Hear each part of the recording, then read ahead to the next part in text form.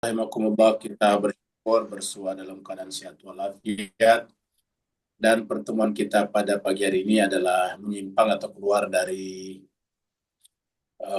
pembahasan surat Maryam kita. Pada hari ini kita membahas tentang perkembangan di Timur Tengah, karena menurut saya secara pribadi yang terjadi di Timur Tengah ini bukan kejadian biasa, bukan perang biasa, perang yang telah dinubuatkan oleh kitab suci Al-Quran dan hadis-hadis Nabi yang masyhur. Oleh sebab itu, maka kita perlu membahasnya. Pertama, karena kita bersyukur bahwa kita ada ketika ini terjadi. Kita maksudnya seusia, sezaman. Bayangkan kalau kita lahir 100 tahun yang lalu, kan kita tidak menyaksikan ini. Sedangkan apa yang terjadi sekarang ini adalah sejalan atau sesuai dengan buat ayat-ayat Al-Quran dan hadis-hadis Rasulullah. Karena ini adalah pertarungan yang luar biasa. Dulu pernah terjadi sebelum Perang Dunia atau pada saat Perang Dunia Pertama dan Kedua terjadi juga semacam ini, tetapi tidak ada nubuatnya. Dan yang kedua juga benar-benar motifnya sama-sama duniawi. Dulu terjadi misalnya perang antara Jerman, Italia, dan Jepang di satu pihak, Pak Ustadz, unmute ya. yang kita sebut dengan fasisme ya. Jadi ada lulus fasisme melawan sekutu, negara-negara fasis melawan sekutu. Yang pertama adalah Jerman, terus kemudian Italia, kemudian di Asia ada Jepang. Dan kita tahu fasisme itu benar-benar sangat fatal karena tidak ada hubungannya dengan agama. Yang kedua adalah rasisme, itu kan sebetulnya yang disebut dengan fasisme rasis, super rasis, ya rasis tingkat tinggi. Karena fasisme itu benar-benar hanya rasnya saja yang unggul. Jadi bukan saja mengutamakan rasnya dengan ras yang lain, tetapi menganggap rasnya yang terbaik di dunia. Seperti yang terjadi pada Jerman dengan ras Aryanya dan sebagainya. Nah, ini yang menyebabkan kemudian mereka menganggap mereka bisa mengalahkan ras-ras lain. Nah, melawan sekutu waktu itu seperti Amerika, Rusia, Cina, Inggris, Prancis, dan sebagainya, yang kemudian menjadi pemenang Perang Dunia Kedua, lalu kemudian menjadi pemegang hak veto di PBB. Dan di PBB ada hak veto namanya. Hak veto itu adalah pemenang Perang Dunia Kedua. Yang kita kenal itu pemilik hak veto ada 5. Itu Amerika sendiri, kemudian Rusia, kemudian waktu itu Oktober Perang masih namanya Uni Soviet.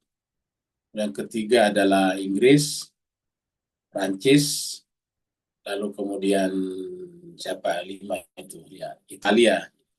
Maaf, bukan Italia. Italia itu adalah fasis. Amerika, Rusia, Amerika, Inggris, kita ambil dulu samanya Amerika, Inggris, Prancis, ya 5. Rusia dan Cina. Jadi ada 5. Satu-satunya negara Asia yang masuk adalah Cina. Mereka pemilik hak veto di PBB. Kata hak veto itu dianggap adalah pendiri PBB.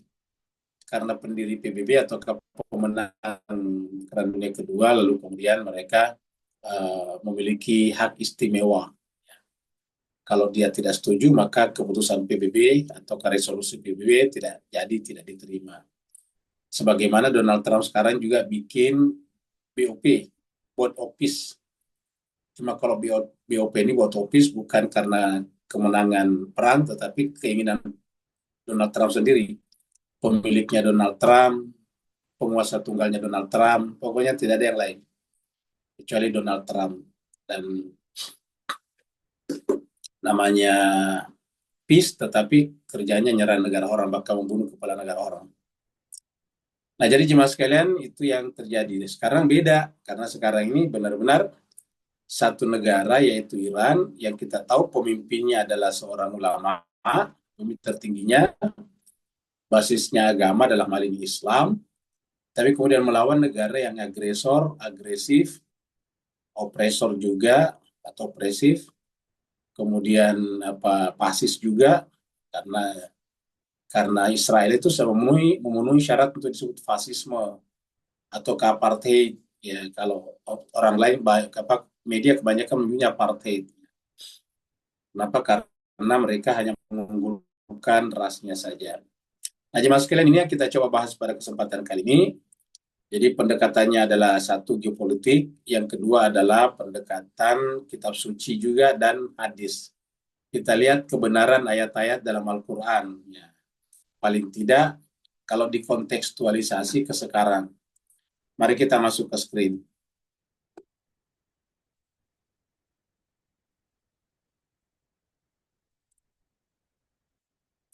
Jadi kita kasih judul Perang Akhir Zaman, Perang Akhir Zaman, Iran versus Israel.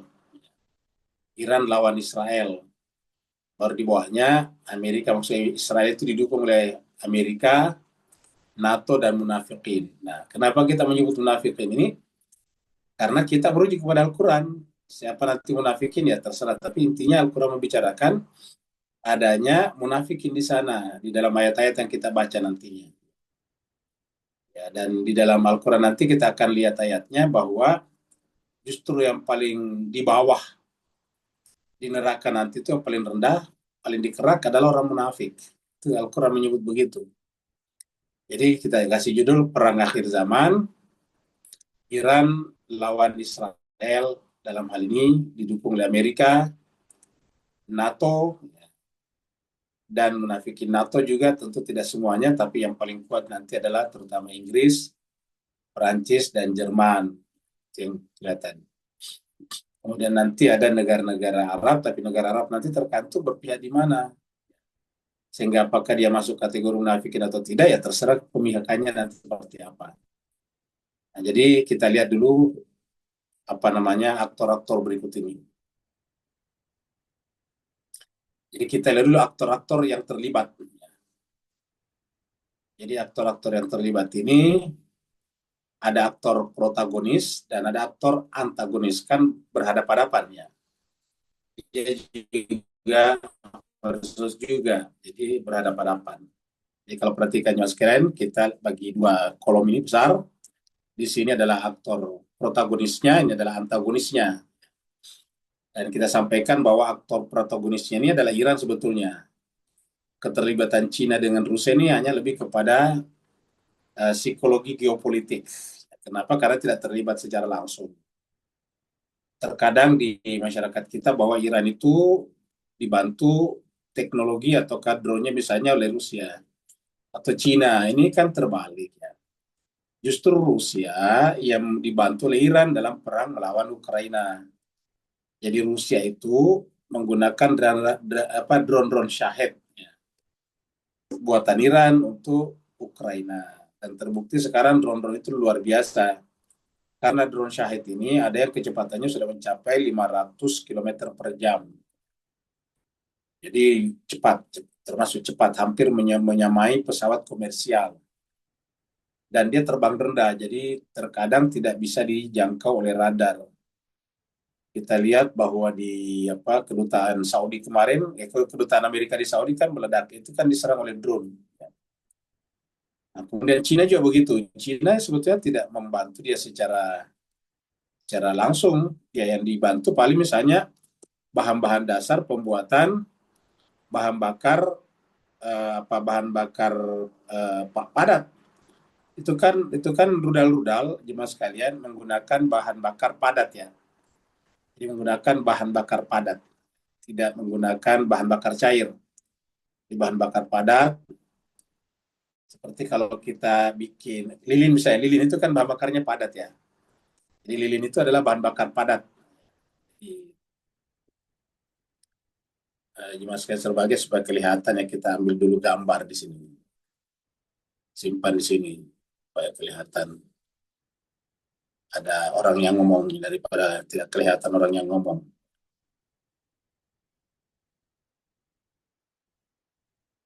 Nah, ini. Nah, jadi cuma sekali sebagai kita ulangi lagi. Jadi aktor-aktor yang terlibat, protagonis itu kalau di film-filmnya yang menjadi apa namanya yang orang baiknya lah. Ya. Ini adalah good guys ya. Kalau ini adalah bad guys. Ini adalah melawan. Ya, dua. Jadi kita lihat aktor utamanya di protagonis ini adalah ada dua. Maaf, satu Iran, sedangkan di antagonis ada dua utama di sini. Dua utama. Dan kita tahu dua utama ini besar. Ya, Israel kita tahu terkenal dengan teknologi persenjataannya, dananya yang besar. Terus kemudian Amerika, apalagi dia adalah negara superpower. Ini negaranya Superman, kan begitu. Negaranya Superman, negaranya Batman, ya itu Amerika. Nah, sedangkan Iran ini kan negara yang dari sisi penduduk cuma 90 juta, bandingkan dengan Amerika yang penduduknya 380 juta. Apalagi kalau berbicara tentang pendapatan per kapita jauh sekali. Ya. Jadi Iran ini adalah negara berkembang, kalau ini kita sebut dengan negara maju, walaupun Israel tidak terkadang disebut negara maju, tapi dia negara yang maju. Iran negara berkembang, penduduknya cuma sekitar 90 juta, Israel memang cuma sekitar 7 juta penduduknya, tetapi rata-rata orang kaya, kemudian Amerika punya 380 juta, dan negaranya adalah superpower. Kita tahu bahwa teknologi persenjataan paling canggih di dunia ada di sana, yang membuat pesawat-pesawat perang, jet tempur tipe F-15, F-16, F-22, F-35 dan sebagainya itu adalah Amerika. Lockheed Martin kerjasama misalnya dengan Airbus, apalagi itu ada beberapa pembuat pesawat di sana. Nah, jadi ini adalah Iran lawan ini. Dan kita kembali tadi, Cina ini hanya membantu paling di sini membantu eh, membantu itu tadi bahan dasar pembuatan bahan bakar padat, bahan bakar padat.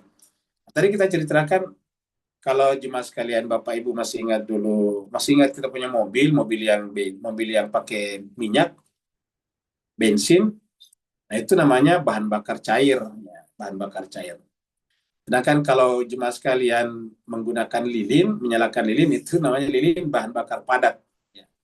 Jadi gemuknya itu atau lilinnya itu adalah bahan bakar padat namanya. Kenapa? Karena memang padat, ya. Bisa digelindingkan, tidak tumpah, itu kan padat, ya. Kalau kita punya mobil, kereta punya, itu kan cair, ya. Nah, kalau roket, ya terutama roket-roket atau misil-misil yang dipakai oleh sekarang di dunia adalah menggunakan bahan bakar padat. Makanya kalau jemaah sekalian lihat itu yang namanya drone itu kan panjang, ya. Yang yang sebetulnya yang sebetulnya eh, pelurunya itu yang di depan aja, yang moncongnya.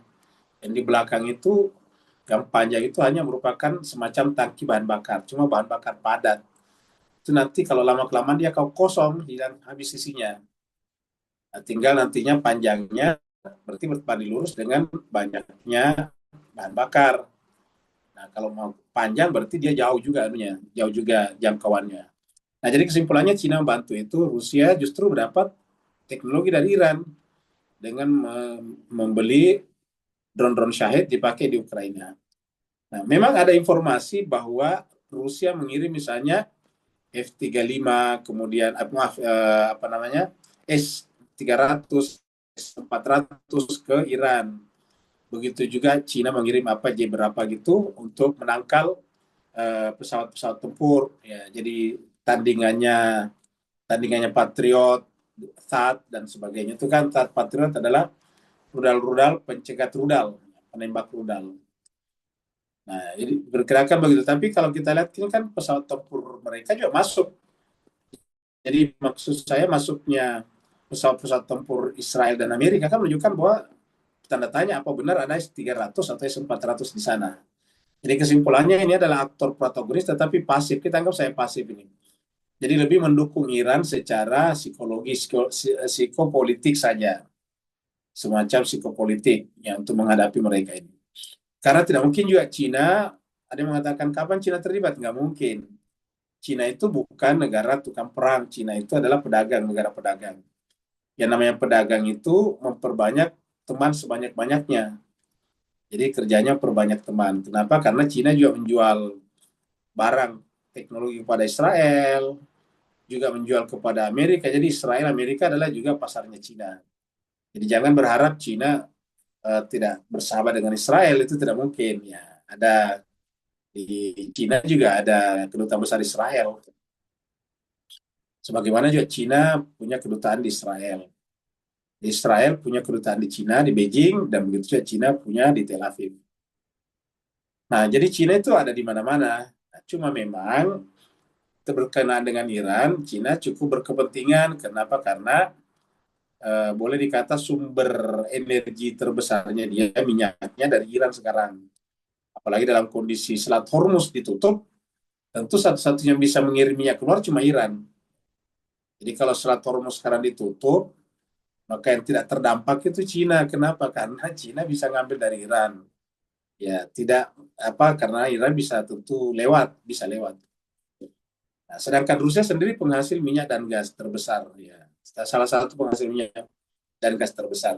Justru Eropa itu butuh dari Rusia, dan kita tahu setelah perang Ukraina, Rusia memutuskan, negara-negara Eropa Barat terutama memutuskan hubungannya dengan Rusia seperti Jerman dan sebagainya, Prancis, Inggris.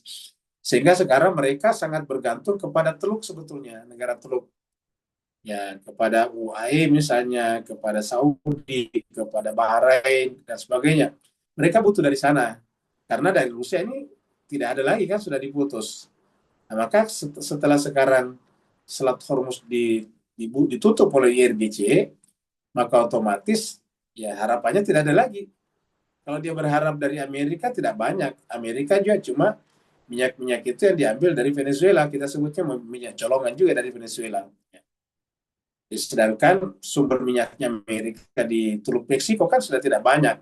Karena minyak Amerika di Teluk Meksiko itu boleh dikata sudah kritis sejak sebelum Perang Dunia Kedua. Ya, dia itu habis di Perang Dunia Pertama, Perang Dunia Kedua sudah hampir habis. Ya. Jadi tidak banyak. Ya, jadi seperti itu kurang lebih apa namanya. Nah, jadi yang berkepentingan di Timur Tengah sebetulnya Israel, Amerika, pertama, kebutuhan pertamanya adalah membela Israel. Israel ini adalah merupakan bentukan Inggris, ya, bersama dengan orang-orang Zionis. Kemudian Inggris meredup, setelah Perang Dunia Kedua diambil oleh Amerika sekarang.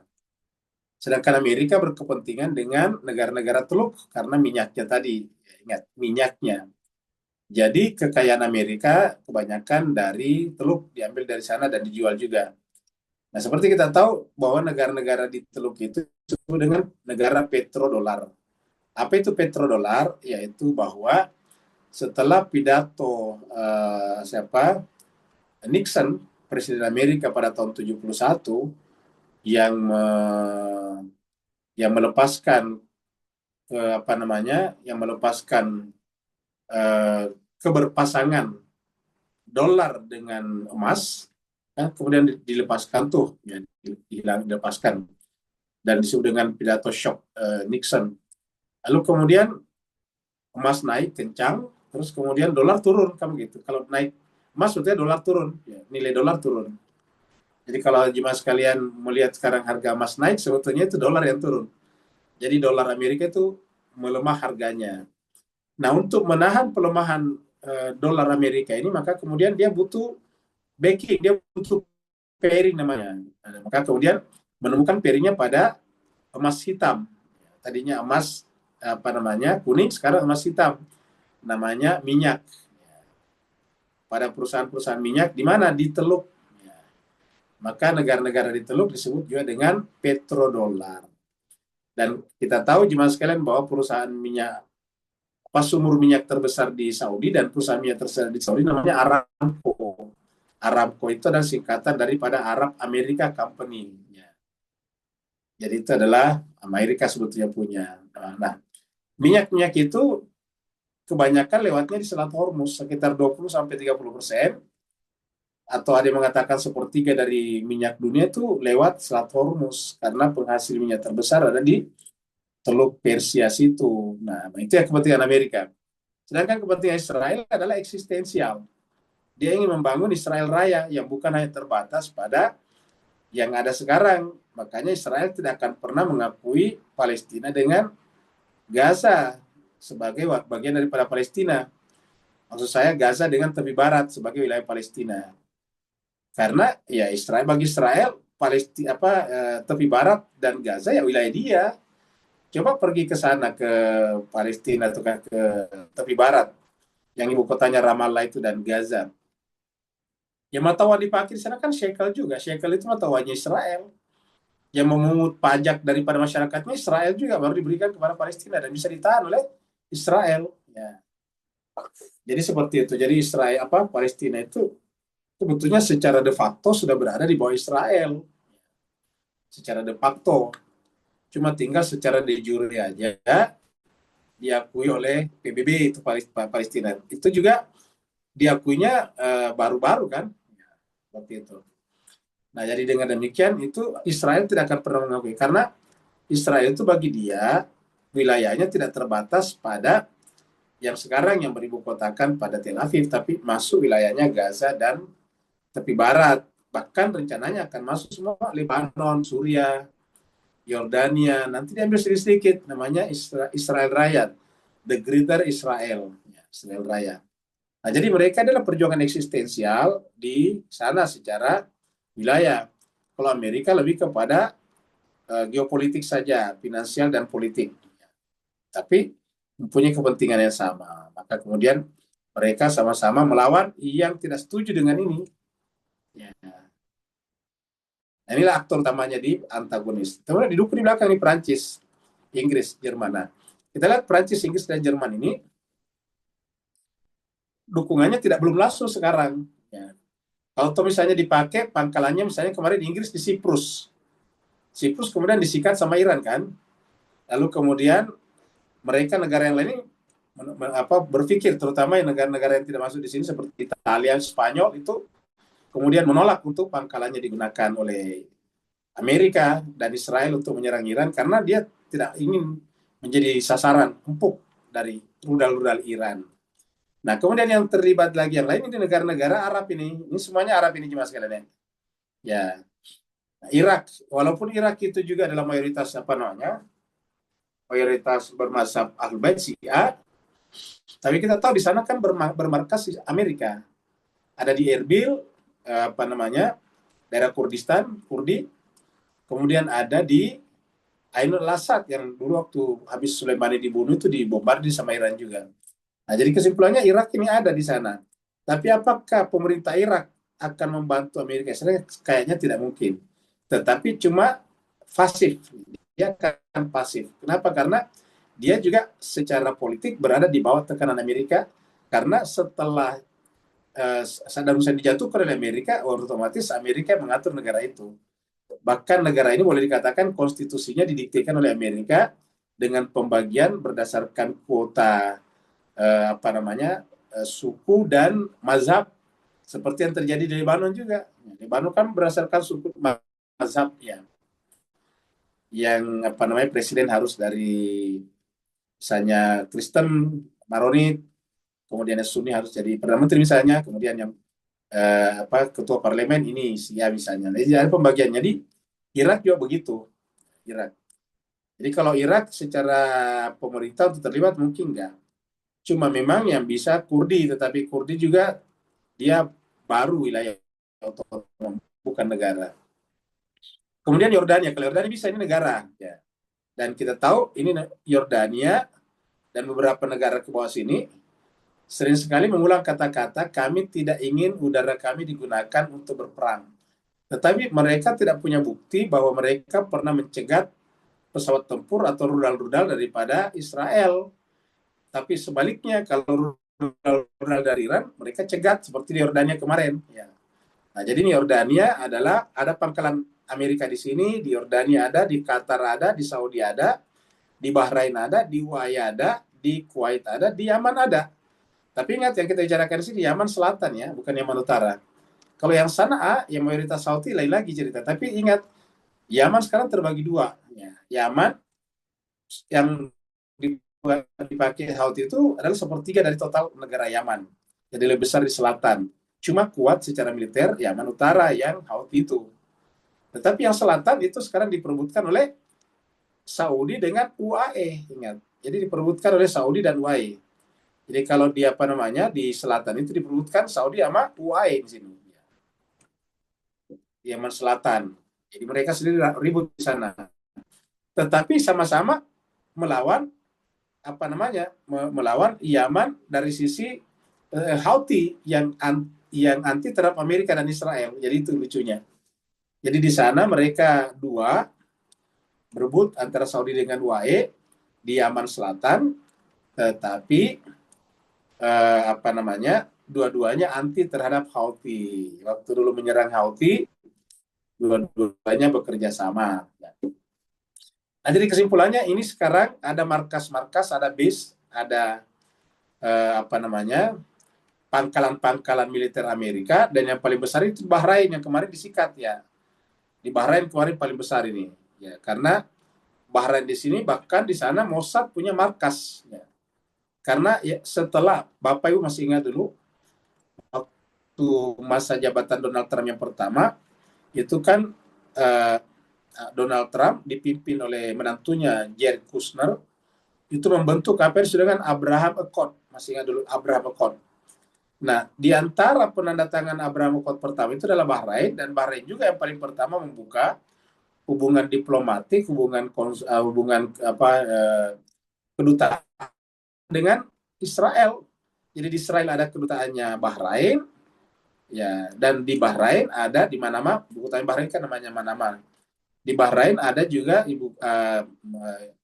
Israel punya kedutaan, dan bahkan dikatakan di sana itu pangkalan Mossad terbesar selain daripada yang ada di Tel Aviv. Ya. Jadi ada di sana. Dan Bahrain kita tahu bersebelahan dengan Iran, dari tinggal yang membatasi di situ adalah Teluk Persia. Ini semua rata-rata ini, terutama Qatar ke bawah sini adalah boleh dikata berhadapan-hadapan dengan Iran, kecuali Yaman ya. Ini Kuwait, Bahrain sampai ke Qatar ini, dan juga Irak, itu adalah berbatasan langsung dengan Iran melalui Teluk Persia. Kalau Irak berbatasan langsung. Nah, jadi inilah kita lihat konstelasi ini, aktor-aktornya Mas sekalian.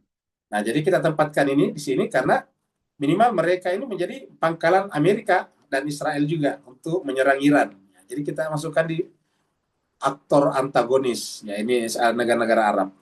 Nah, apakah nanti juga ikut terlibat? Ya, apakah angkat senjata? Karena sekarang Israel mencoba memprovokasi mereka untuk ikut terlibat melawan Iran. Karena sekarang Israel dan Amerika benar-benar kewalahan menghadapi Iran. Mungkin Bapak Ibu sudah tahu bahwa Donald Trump itu sudah berkali-kali meminta kepada Iran untuk gencatan senjata. Padahal ini kan baru 4 hari, baru 3 hari efektifnya. Baru 3 hari perang, tetapi serangannya Iran itu sangat masif.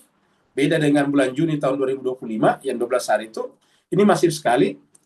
Ya, maka kemudian Donald Trump sekarang meminta kepada Iran untuk gencatan senjata, ceasefire. Ya. Nah, kita tahu cuma sekali waktu perang 12 hari di bulan Juni, itu di sana tidak ada pangkalan Amerika yang diserang kecuali di Al-Udeid yang di Qatar, masih ingat dulu. Itu juga Iran menyerang Qatar setelah Amerika terlibat dalam perang itu, membom situs nuklirnya Iran pada saat itu, yang merupakan akhir daripada perang itu. Amerika tiba-tiba masuk karena Israel sudah ngos-ngosan, kemudian dia minta kepada Amerika untuk terlibat mengebom Iran, Iran melawan, setelah itu selesai perang. Ya, jadi selesai perang dengan membalas Amerika di Al-Udeid itu di Qatar. Ya. Tetapi hari ini atau kepada saat ini benar-benar ini semua di sini, bukan hanya di Qatar ya. Jadi bukan hanya di sini nih. Bukan hanya di Qatar sini ya. Tetapi semua ini disikat, di Irak disikat, Yordania disikat, semua, Saudi juga disikat. Jadi benar-benar masif sekali serangannya Iran. Nah, sekarang Amerika bawa bulur terutama di dalam negerinya. Partai Demokrat sekarang sangat mungkin akan meminta pertanggungjawaban Donald Trump, bahwa sangat mungkin Donald Trump akan diimpeach. Kenapa? Karena dianggap perang ini adalah perang ilegal. Karena harusnya kalau perang, apalagi perang seperti ini, yang boleh memberikan mandat itu adalah Kongres, bukan Presiden. Dan Donald Trump tidak pernah meminta pendapat Kongres. Jadi inisiatif pribadi menyerang negara orang. Nah, makanya kemudian sekarang di Amerika terbagi dua, ya, terutama di Kongres. Nah, jadi kesimpulannya Amerika di sini sebetulnya memenuhi keinginan Israel, itu Netanyahu. Nah, inilah kurang lebih di Timur Tengah sekarang. Nah, coba jadi Bapak Ibu sekalian, Tuan dan Puan, bayangkan perang ini kalau misalnya semua terlibat, ini juga nanti terlibat, misalnya terlibat juga ini ya.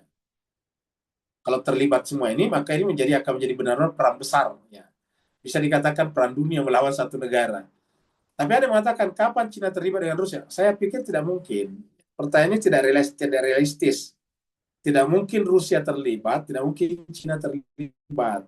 Rusia sendiri sudah ngos-ngosan juga menghadapi NATO. Ingat, NATO di Ukraina. Ingat, Ukraina itu satu negara, tapi di backup oleh NATO, negara-negara NATO. Yang pasok Ukraina itu adalah NATO sekarang.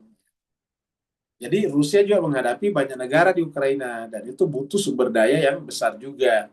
Sedangkan kita katakan tadi Cina bukan negara perang. Kalau Cina mau perang, tentu dia sudah berperang mengambil alih Taiwan. Ingat, kalau Cina memang mau berperang, harusnya bukan Iran yang dibantu, tapi harusnya yang diambil alih adalah Taiwan, karena Taiwan itu adalah dijadikan sebagai kartu asnya Amerika di Laut Cina Selatan menghadapi Cina. Begitu. Jadi dengan demikian nggak mungkin. Jadi kalau ada berkata kapan Cina terlibat, itu tidak mungkin. Rusia terlibat nggak mungkin. Ya. Jadi pokoknya Iran itu cuma satu-satunya, ditambah dengan dukungan orang per orang dari seluruh dunia, seperti Bapak Ibu atau siapapun yang biasanya demonstrasi di depan kedutaan Amerika. Nah, seperti itu. Nah, sekarang kita lihat ayat-ayat ini. Jadi dengan memperhatikan aktor-aktor ini, konstelasinya, lalu kemudian kita coba lihat ayat-ayat berikut ini. Kita mulai dari ayat 4 surat Al-Isra. Kita ulangi dan kita singkat-singkat saja karena ayatnya banyak. Di sini kan sudah ditegaskan oleh Allah Subhanahu wa taala dengan firman-Nya yang berbunyi A'udzubillahi minasyaitonirrajim. Bismillahirrahmanirrahim. Wa qadaina ila bani Israil. Memang bani Israil ini ingat. Jadi sekarang ini baninya hilang, yang ada Israelnya.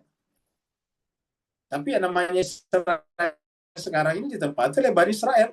Anak-anak Nabi Yakub. Ya, ingat, anak-anak Nabi Yakub Israel itu Yakub. Nah, Nabi Yakub kemudian nanti mengkristal pada Nabi Daud. Maka begitu Nabi Yakub turun nanti ke bawah Musa, lalu kemudian Nabi Daud. Makanya bintangnya sekarang bendera Israel itu adalah bintang Daud. Ya. Jadi wakadena ila bani Israila fil kitab, dalam kitab suci, la tufsiduna. Jadi pasti kamu akan buat kerusakan di muka bumi 2 kali. Jadi dan ini sudah terjadi sekarang. Ini sudah terjadi uluan kabira. Kesombongan yang sangat besar. Lihatlah kalau pemimpin-pemimpin Israel berbicara, terutama sekarang ditanya, waduh, kayaknya dia itu seperti malaikat berbicara, sok suci, ya. Terus kerjanya nyerang orang. Sekarang Israel, Benyamin Netanyahu itu nyerang Iran sebagai orang yang negara yang jahat. Kemarin baru mengeluarkan pernyataan bahwa kami itu adalah good guys, Iran itu adalah bad guys, kan begitu. Nah, jadi dibuat seperti itu. Jadi uluan kabira, dan tidak ada yang berani menegur dia. Kita lihat jemaah yang berbahagia, oleh ICC, International Criminal Court, itu sudah disampaikan bahwa Benyamin Netanyahu itu adalah pelaku kejahatan perang karena melakukan genosida di Gaza, dan Jerman termasuk anggota ICC, artinya bertanggung jawab menangkap orang yang telah didakwa, yang telah divonis oleh ICC. Nah, apakah Jerman menangkapnya? Tidak. Kanselir Jerman sudah mengatakan, kami usahakan dengan cara bagaimanapun ketika Benyamin Netanyahu masuk ke Jerman tidak ditangkap, nah kayak gitu. Jadi tidak mungkin. Jadi uluan kabira. Kenapa? Karena negara-negara Barat ini, Jerman, Prancis, Inggris, sangat bergantung kepada uang yang berasal dari orang-orang kaya Yahudi, Zionisme itu, oligark-oligark. Kenapa? Makanya mereka negara demokrasi itu butuh uang banyak, kayak di Indonesia juga. Jadi kalau misalnya negaranya demokrasi terus ingin melawan oligark, itu tidak mungkin. Karena demokrasi itu adalah sistem politik yang high cost ekonomi. Nah, kalau sudah high cost ekonomi, ya, itu duit. Makanya kita lihat di Indonesia pun juga satu persatu bupati ditangkap, di OTT. Kenapa? Ya karena ketika dia mencalonkan diri, dia menggunakan uang banyak. Uangnya dari mana? Ya pinjam ataukah cari donatur. Terus habis itu dia akan balikin uangnya setelah berkuasa. Dengan cara apa ya? Malak-malakin tukang-tukang proyek atau perusahaan gitu. Itulah yang disebut dengan demokrasi, high cost ekonomi. Jadi demokrasi itu suka atau tidak suka, menjadi penyebab dan memang dibuat oleh oligarki agar mereka terlibat dalam kekuasaan dari belakang layar. Jadi demokrasi itu menyiapkan dua panggung. Panggung depan adalah politisi, panggung belakang adalah oligarki. Nah, jadi kita sudah lihat ini ya. Jadi akan membuat kerusakan dua kali. Kemudian ayat 7, masih surat Al-Isra. Sini kita loncat ke sini nih.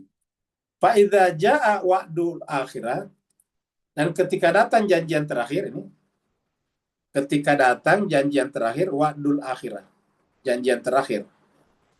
Tiba-tiba muncul satu kekuatan ini, ini ada yang tidak terus, muncul kekuatan yang yasu, membuat suram, membuat hitam pekat wujuhakum, wajah kalian, karena ketakutan. Kalau kita angkat ayat ini dengan konteks sekarang, mari kita jujur. Kekuatan atau negara manakah yang membuat ketakutan sekarang Israel? Tidak ada, kan kita jujur tidak ada, kecuali Iran. Kita jujur, cari negara-negara Arab tadi semua nggak ada. Mereka adalah, negara-negara Arab adalah bagian dari mereka. Kita tahu semua tadi, negara-negara Arab tadi itu ada pangkalan Amerika di sana. Begitu ada pangkalan Amerika, otomatis di dalamnya juga ada Mossad. Karena Mossad dan CIA itu tidak bisa dipisahkan. Amerika dan Israel tidak bisa dipisahkan dari sisi politik. Ya, jadi itulah yang terjadi. Maka kalau kita mau jujur, siapa dia Irak juga banyak Syiahnya, banyak Ahlul Baitnya. Tapi apakah dia tahu kepada Irak? Enggak. Karena Irak juga berada di bawah kontrol Amerika Serikat. Karena Amerika yang menjatuhkan Saddam Hussein dan kemudian membuat tatanan di negara ini. Bangsa Persia, apa namanya, yang Syiah yang lain, yaitu di Azerbaijan. Ya, dia berada di bawah kontrol Israel juga.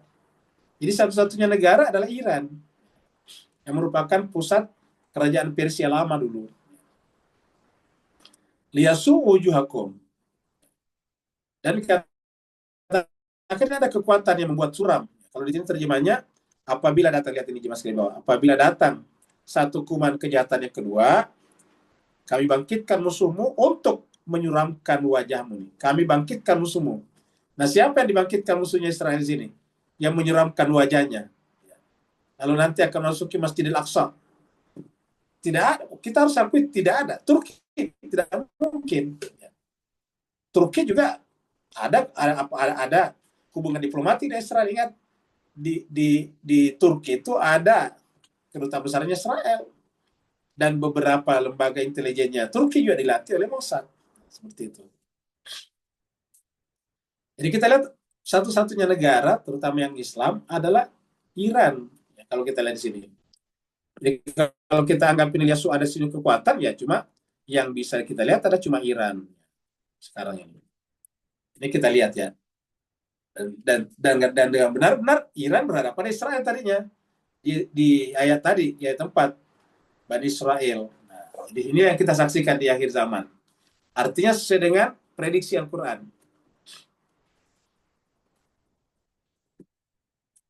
Nah, kemudian kita lihat aktor-aktor tadi sebutkan di sini.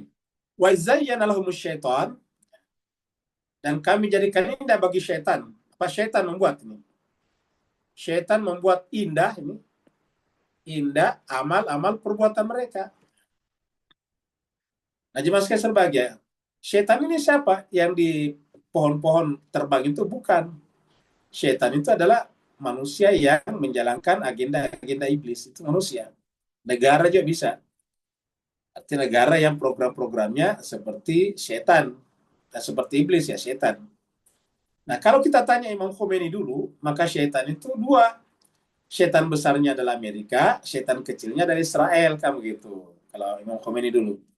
Jadi kalau kita merujuk kepada tafsiran Imam Khomeini, ya Amerika dan Israel di sini. Nah, dan ini coba kita lihat. Dan ingatlah ketika Amerika dan Israel membuat indah perbuatan mereka.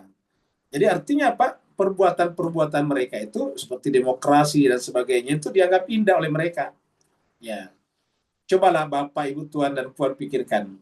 Sekarang ini setelah Ali Khamenei terbunuh di Teheran, coba negara mana yang mengecamnya? Apakah ada negara Arab yang mengecamnya? Coba buka kembali berita-beritanya, file-file beritanya. Tidak ada negara Arab manapun yang mengecam itu. kan berarti bahwa menganggap indah perbuatan Amerika membunuh pemimpin negara orang lain, ya, membunuh tokoh yang dihormati orang lain, ya. Kan menganggap indah. Termasuk Indonesia. Indonesia sampai sekarang mengeluarkan kecaman, ya. Ulangi lagi, Indonesia belum mengeluarkan kecaman. Ya. Padahal konstitusi Indonesia mengatakan bahwa tidak boleh ada penjajahan, apalagi menyerang negara orang. Tetapi belum mengeluarkan kecaman, kutukan. Ya, berarti apa? Berarti juga memandang indah perbuatan setan ini. Kenapa? Karena Indonesia sekarang duduk bersama dengan Amerika dan Israel di BOP. Ya. Jadi BOP itu sekarang kayaknya katanya bukan board office, tapi board of perang, seperti itu. Jadi wa zayyana lahum syaitan amalahum. Wa qala, berkatalah syaitan ini, la ghaliba lakumul yawma. Lawan itu Iran, tidak ada yang bisa mengalahkan kamu hari ini. La ghaliba lakumul yawma minan nas. Seluruh manusia ini, kata manusia itu nas di sini seluruh manusia. Manusia di mau kamu ini tidak bisa mengalahkan kamu. Kan berarti syaitan ini adalah super power kan? Kalau kita lihat sini. Karena dia berani mengatakan la ghaliba lakumul yawma minan nas. Tidak ada yang bisa mengalahkan kamu dari seluruh manusia. Wa inni jarul lakum, saya adalah pendukung pelindung kamu. Nah, lawan dia kira-kira gitu. Inni jarul lakum. Ini jar. Ya. Jar adalah tetangga. Jar menjadi bahasa Melayu jiran. Ini jarul lakum. Falamma tara'atil fi'atan, maka tatkala sudah bertemu dua kekuatan ini, kata-kata taraat kita artikan saja bertemu ini. Dua kekuatan ini, al-fi'atan, nakasa ala kibai, nanti akan terjadi perpisahan antara Amerika dengan Israel. Kalau berdasarkan ini ya, kalau kita artikan tadi syaitan ini adalah Amerika dan Israel. Terjadi perpisahan. Ya, ingat jemaah sekalian, walaupun Amerika pendukung setia Israel, tetapi kalau sudah menyangkut masalah eksistensial, Amerika, dia akan meninggalkan Israel. Kenapa? Karena pasti akan terjadi kegaduhan politik di dalam Amerika kalau sudah menyangkut masalah eksistensi mereka. Sekarang saja ketika Donald Trump secara sepihak bersama Israel menyerang Iran, itu sudah gaduh sekarang di dalam negeri Amerika tadi, terutama antara Demokrat dengan Republik. Bahkan sekarang hampir semua kota-kota sudah mulai turun ke jalan demo anti perang seperti yang terjadi pada Vietnam dulu. Jadi nanti tiba-tiba berpisah, naka salah akibat mundur ke belakang. Jadi kita lihat di sini Mas Kaiser bahagia. Jadi dia nanti akan mundur ke belakang di sini. Jadi dia katakan nakasa ala akibat, dia mundur ke belakang. Dia mundur ke belakang. Jadi targetnya ke depan nanti itu Israel akan pisah dengan Amerika. Dalam pengertian bukan berarti berantem. Tapi Amerika kehabisan amunisi. Ingat, Donald Trump mengatakan, atau analis militer Amerika mengatakan, perang kalau bertahan, paling dia bisa bertahan 4-5 minggu amunisinya. Sedangkan Iran mempersiapkan perang jangka panjang. Perang jangka panjang. Nah, belum lagi dengan tentara-tentara Amerika tidak terbiasa dengan perang jangka panjang. Makanya Amerika itu perang kalau dia pasti menang.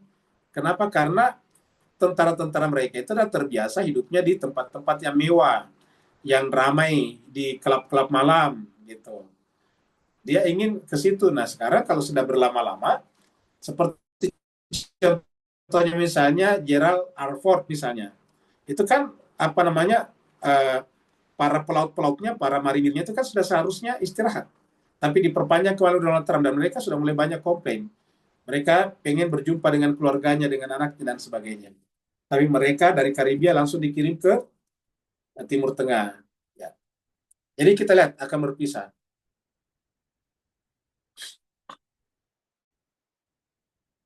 Nah, itu tadi Al-Anfal ya, kita ulangi lagi, naik ke atas lagi dulu ya. Ini tadi Al-Anfal ayat 48 ya, perhatikan ini jemaah sekalian rujukannya. Ini 48 ya. Surat Al-Anfal, surat 8 dan 48. Nah, sekarang ayat berikutnya adalah Al-Anfal juga, 49 kelanjutannya ini. Nah, tiba-tiba muncul Al-Munafiqun. Perhatikan ini jemaah sekalian ya. Tiba-tiba muncul di sini kata Al-Munafiqun. Iz yaqulul munafiqun, ingatlah ketika orang munafik berkata. Nah, kok tadi perang setan, kok tiba-tiba muncul munafiqun di sini? Idz yaqulul munafiqun, ingatlah tatkala orang munafik itu berkata. Jadi orang munafik yang saya bicarakan ini versi Al-Quran ya, tentang siapa di luar ya lain soal, ini Al-Quran. Karena Al-Quran mengatakan tiba-tiba al-munafiqun. Ya. Idz yaqulul munafiqun, tiba-tiba berkata orang munafik di sini. Walladzina, dan orang-orang fi qulubihim maradun. Orang-orang dalam hatinya ada penyakit. Jemaah sekalian ya, sekarang ini tiba-tiba mulai diangkat kembali namanya sektarianisme. Ya. Sekarang sudah mulai diangkat kembali sektarianisme, ya menyebut Iran juga itu adalah ekspansionis dan sebagainya. Pokoknya muncul sekarang. Nah, itu sudah dikatakan ada orang dalam hatinya ada penyakit. Nah, biarlah mereka berkata-kata, jangan justru videonya dimasukkan di grup, suruh kita nonton, baru ditanggapi. Ini, mohon maaf ya Bapak sekalian. Sering sekali di grup kita muncul seperti ini. Diambil video seperti itu, dimasukkan ke grup kita. Nah, nanti akan memperbanyak orang menonton. Ya, memperbanyak orang menonton. Memperbanyak orang menonton kan berarti narasi terbentuk. Ingat, dalam suasana seperti sekarang, sebelum perang lapangan, itu perang narasi dulu. Jadi, sebelum military war, itu harus ada namanya narration war, ada narasi war namanya. Perang narasi. Jadi kita ini terkadang kok bisa ngambil di luar, masukkan di grup, suruh tanggapi. Lah, berarti kan menjadikan dia narasi, menjadikannya sebagai mainstream. Jadi harusnya kalau ada yang seperti ini didiamkan aja, nggak usah dikomentari. Karena kalau dikomentari tidak mengubah keadaan. Karena mereka itu bukan orang yang mau kebenaran. Mereka adalah orang yang fi qulubihim maradun. Perhatikan ini. Mereka adalah orang-orang yang memang dalam hatinya ada penyakit. Oleh sebab itulah berkali-kali kita katakan, kalau memang berdiri di kalangan mukawamah, marilah mendengarkan atau belajar Al-Quran sungguh-sungguh. Karena Al-Quran itulah yang akan membimbing kita untuk bertindak secara benar. Ketika apa yang mereka narasikan, kita masukkan ke grup kita atau ke komunitas kita, lalu dijadikan sebagai perbincangan, kan berarti terjadi namanya ekspansi narasi. Ekspansi narasi artinya memperluas wilayah pengaruh mereka, namanya circle of influence-nya meluas. Circle of influence-nya meluas, lingkaran pengaruhnya meluas. Nah, berkatalah mereka apa? Garra haula'i dinhum. Orang-orang yang melawan Israel itu adalah orang-orang yang tertipu oleh agama mereka. Mereka itu tertipu oleh agama mereka. Wa may yatawakkal 'ala Allah, dan seterusnya. Nah, kita lanjut lagi di sini. Nah, ayat 36, Al-Anfal juga jadi mundur tadi kan, ke 48, ke 9. Sekarang kita mundur ke 36, masih Al-Anfal. Innal ladzina kafaru, semua orang kafaru di sini. Tadi munafikun ya. Sini ada kafaru, menolak. Yunfiquna amwalahum, mereka membelanjakan harta mereka liyasuddu an sabilillah, untuk menghalangi dari jalan Allah. Apa namanya jalan Allah di sini? Adalah kebenaran, supaya orang tidak mendukung lagi Palestina. Ya, karena sekarang di jalan Allah adalah kemanusiaan, mempertahankan hak-hak kemanusiaan, hak orang lain, hak tanah orang Palestina. Nah, mereka melakukan itu untuk menghalangi, untuk mendeviasi orang dari perjuangan Palestina. Fasayunfiquna, maka mereka membelanjakan hartanya, termasuk dari negara-negara Arab. Ingat, setiap pangkalan Amerika yang ada di negara-negara Arab itu dibiayai oleh negara Arab tersebut. Jadi fasayunfiquna summa takunu alaihim hasarat. Tetapi nanti apa kata Tuhan? Mereka, pengeluarannya ini akan menjadi penyesalan bagi mereka ini. Hasaratin alaihim. Summa takunu alaihim hasarat. Summa yuglabun, kemudian dikalahkan. Nah, Jemaah sekalian berbagi. Dikalahkan. Perhatikan ini, dikalahkan. Dikalahkan. Ya. Coba lihat sekarang perang Iran dengan Israel Amerika. Apa namanya perangnya? Perang asimetris. Apa itu namanya perang asimetris? Tidak seimbang. Ibaratnya itu adalah yang namanya asimetris, itu dibicarakan dalam Al-Quran melalui Tolut dan Jalut. Tolut dan Goliat. Nah, itu adalah perang asimetris. Di sana Tolut itu sedikit sekali, sedangkan Jalut itu besar sekali tentaranya. Terlatih. Teknologinya bagus pada saat itu. Sedangkan yang namanya Tolut, panglima perangnya adalah Nabi Daud, dia hanya menggunakan ketapel. Yang di sana menggunakan panah yang jauh kan. Sudah menggunakan panah kan pada saat itu canggih, sophisticated. Nah, sedangkan yang namanya Tolut ini, yang nanti panglima perangnya adalah David, menggunakan cuma batu, ketapel. karena ketapel enggak tidak seimbang. Maka dia harus membidik apa yang paling penting, yaitu yang paling berharga bagi Jalut. Apa yang paling berharga bagi Jalut? Matanya. Maka Nabi Daud itu membidik matanya Tolut, karena Tolut ini kan besar. Maaf, Jalut ini besar. Ya, kalau kepegang saja Nabi Daud sedikit, oh udah nggak bisa.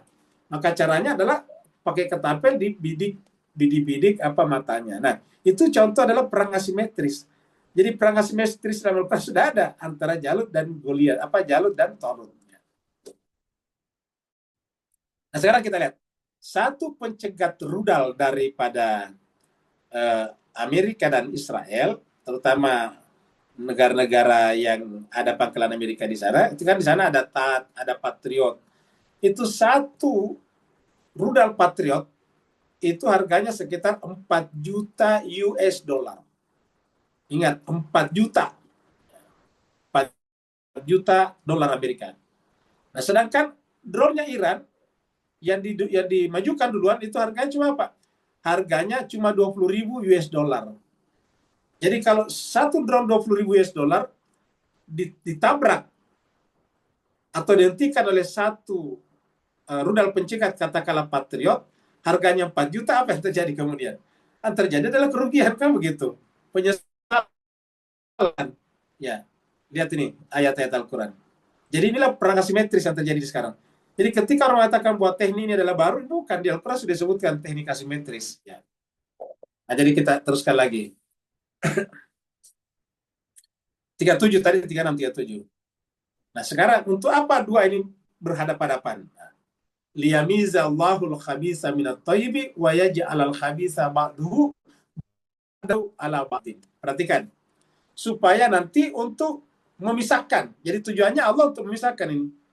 Liyamiza itu adalah untuk memisahkan. Allah pelakunya. Untuk Allah pisahkan antara yang buruk dan yang baik di sini. Antara yang buruk dan yang baik. Al-khabisa dan at-thayyib. Supaya Allah pisahkan antara yang jahat dan yang baik. Kalau kita sebutkan tadi, antara yang protagonis dan yang antagonis. Antagonis dan protagonis. Liyamizallahu al-khabisa minat thayyibin. Nanti apa yang terjadi? Maka berkumpullah sesamanya buruk ini. Wa yaj'alal khabitha ba'dahu ala ba'din. Nanti yang buruk ini akan berkumpul satu sama lain ini. Ba'dahu ala ba'din. Fayarkumahu jami'a. Lalu Allah kumpulkan semuanya. Fayaj'alahu fi jahannam. Lalu ditempatkan di jahannam. Jahannam apa di sini? Dunia. Mereka akan dihancurkan. Berdasarkan ayat ini. Mereka itulah orang yang merugi. Nah, perhatikan ini kata-kata merugi. Karena sudah mengeluarkan uang banyak. Coba lihat jemaah sekalian. Sekarang serangan utama Iran terhadap Amerika terutama setelah Israel adalah pangkalan-pangkalan Amerika yang ada di negara Arab tadinya. Nah, sekarang negara Arab mulai sadar bahwa menggantungkan diri pada Amerika ini tidak menguntungkan rezim mereka ke depan. Mereka akan berpikir ulang, apa masih worth it untuk membiayai pangkalan Amerika di sana. Dan seandainya nanti ada desakan gencatan senjata Iran, kalau kita baca, maka tuntutan Iran supaya terjadi gencatan senjata adalah agar Amerika angkat kaki dari seluruh negara-negara Arab. Jadi tuntutan Iran kepada Amerika adalah agar Amerika meninggalkan markas-markas base-base mereka dari negara-negara Arab. Karena ini adalah mengepung Iran. Bagi Iran ini adalah ancaman eksistensial bagi dia. Maka dikatakan ulaika fasirun. Sekarang At-Taubah ayat 97. Ini ayat At-Taubah. Jadi ingat jelas sekali, bukan saya Pak Buya, jangan nanti bilang kata Rusli Malik. Ini adalah Al-Quran bilang ini. Surat At-Taubah 97, surat 9 ya 97. Apa kata At-Taubah 97? Al-Arab wa syaddu kufra wa nifaqa. Orang Arab itu ada yang keterlaluan kafir dan munafiknya. Perhatikan ini. Ya. Jadi kita artikan saja Arab saja nih ya. Orang Arab itu ada asyaddu, kufran wa nifaqa. Ya. Kafir dan munafiknya, lihat ini. Nah, jadi ada yang keterlaluan kafir dan munafiknya. Ya. Dan siapa mereka? Mereka kenal Islam sehingga dikatakan wajdaru alla ya'lamu hududa ma anzalallahu ala rasulih. Mereka itu lebih pantas tidak mengenal, tidak mengetahui hukum-hukum yang Allah turunkan kepada Rasulnya.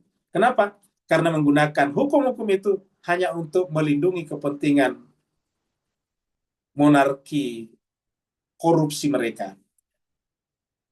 Ya'lam, kita sebut korupsi karena menjual negara mereka kepada Amerika dan Israel. Ingat tadi kasusnya Bahrain. Jadi wajdaru alla ya'lamu hududa ma anzalallahu ala rasulih.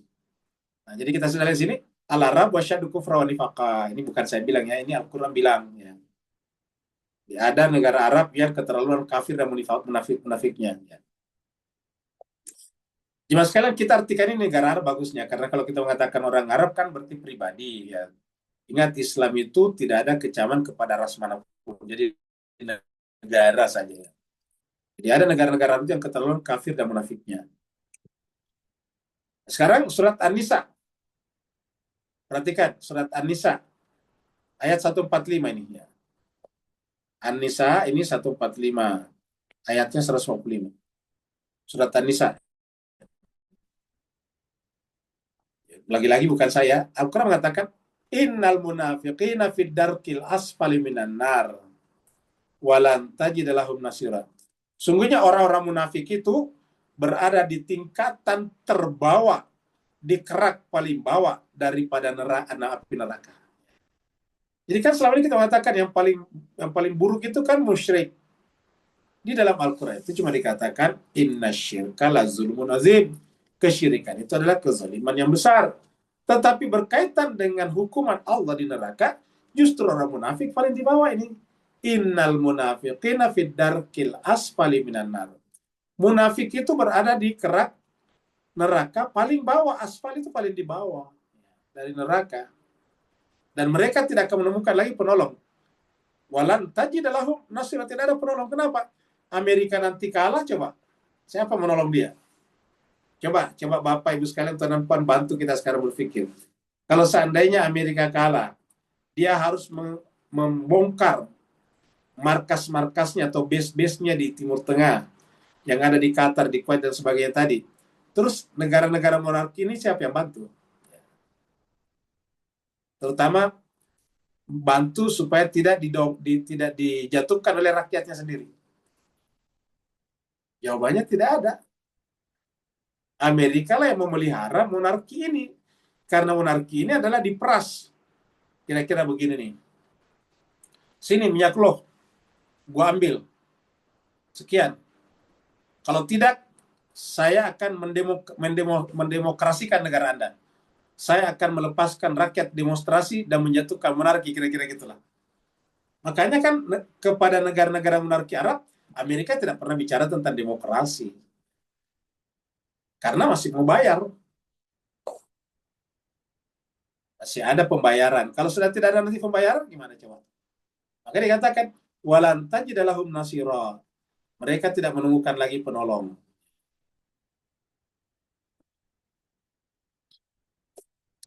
Kita surat At-Taubah juga ayat 67. Apa kata Allah? Al-munafiquna wal munafiqat. Orang munafik laki-laki dan munafik perempuan, ba'dun min ba'din, sebagai mereka dan sebagai yang lain.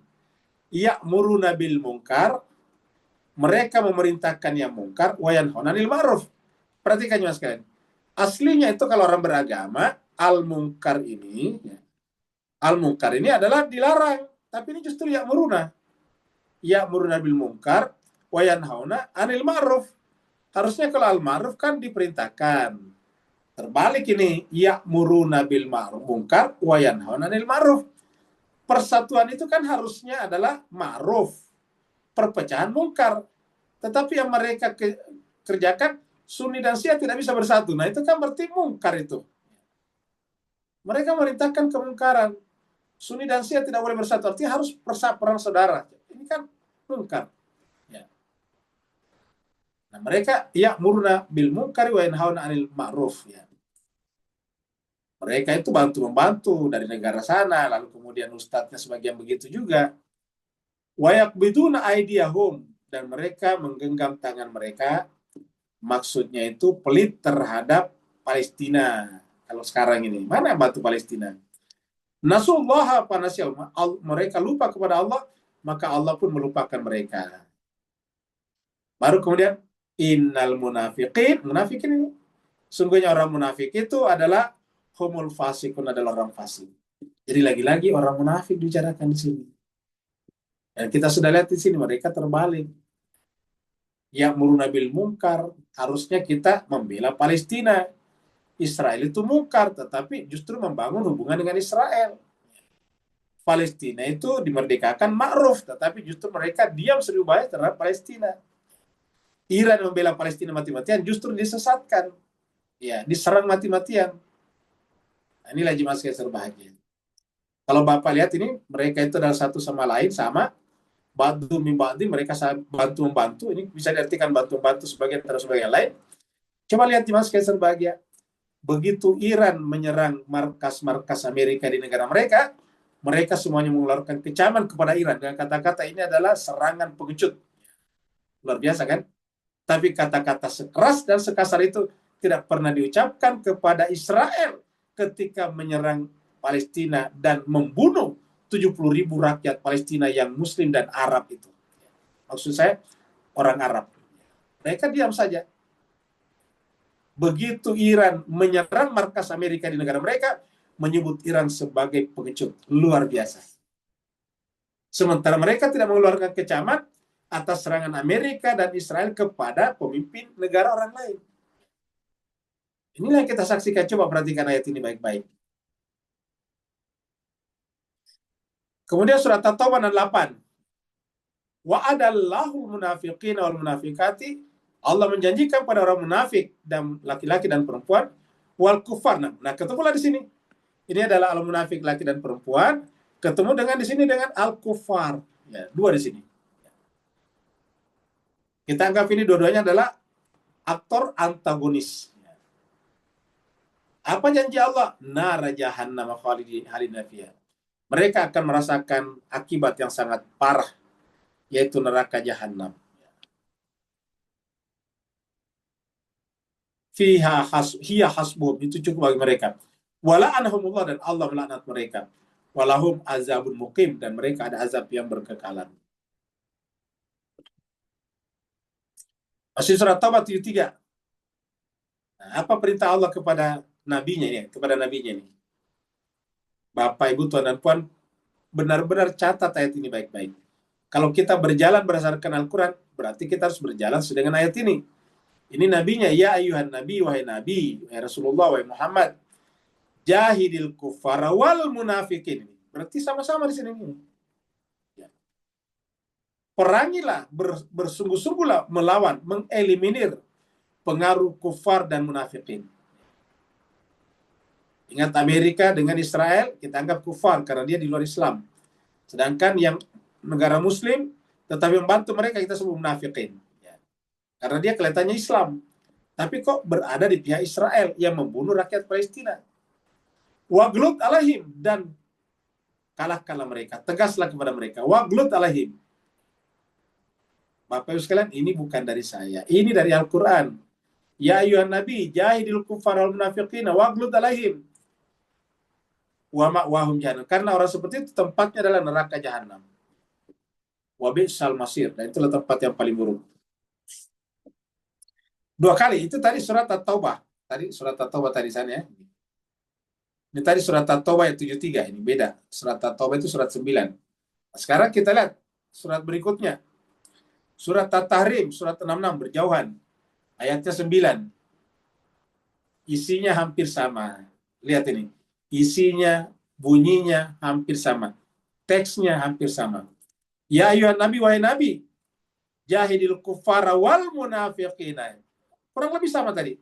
Wahai Nabi, berjihadlah melawan kufar dan munafikin. Waglut alaihim, dan bersikap keraslah kepada mereka. Perhatikan ini. Waglut alaihim, bersikap tegas, keraslah kepada mereka.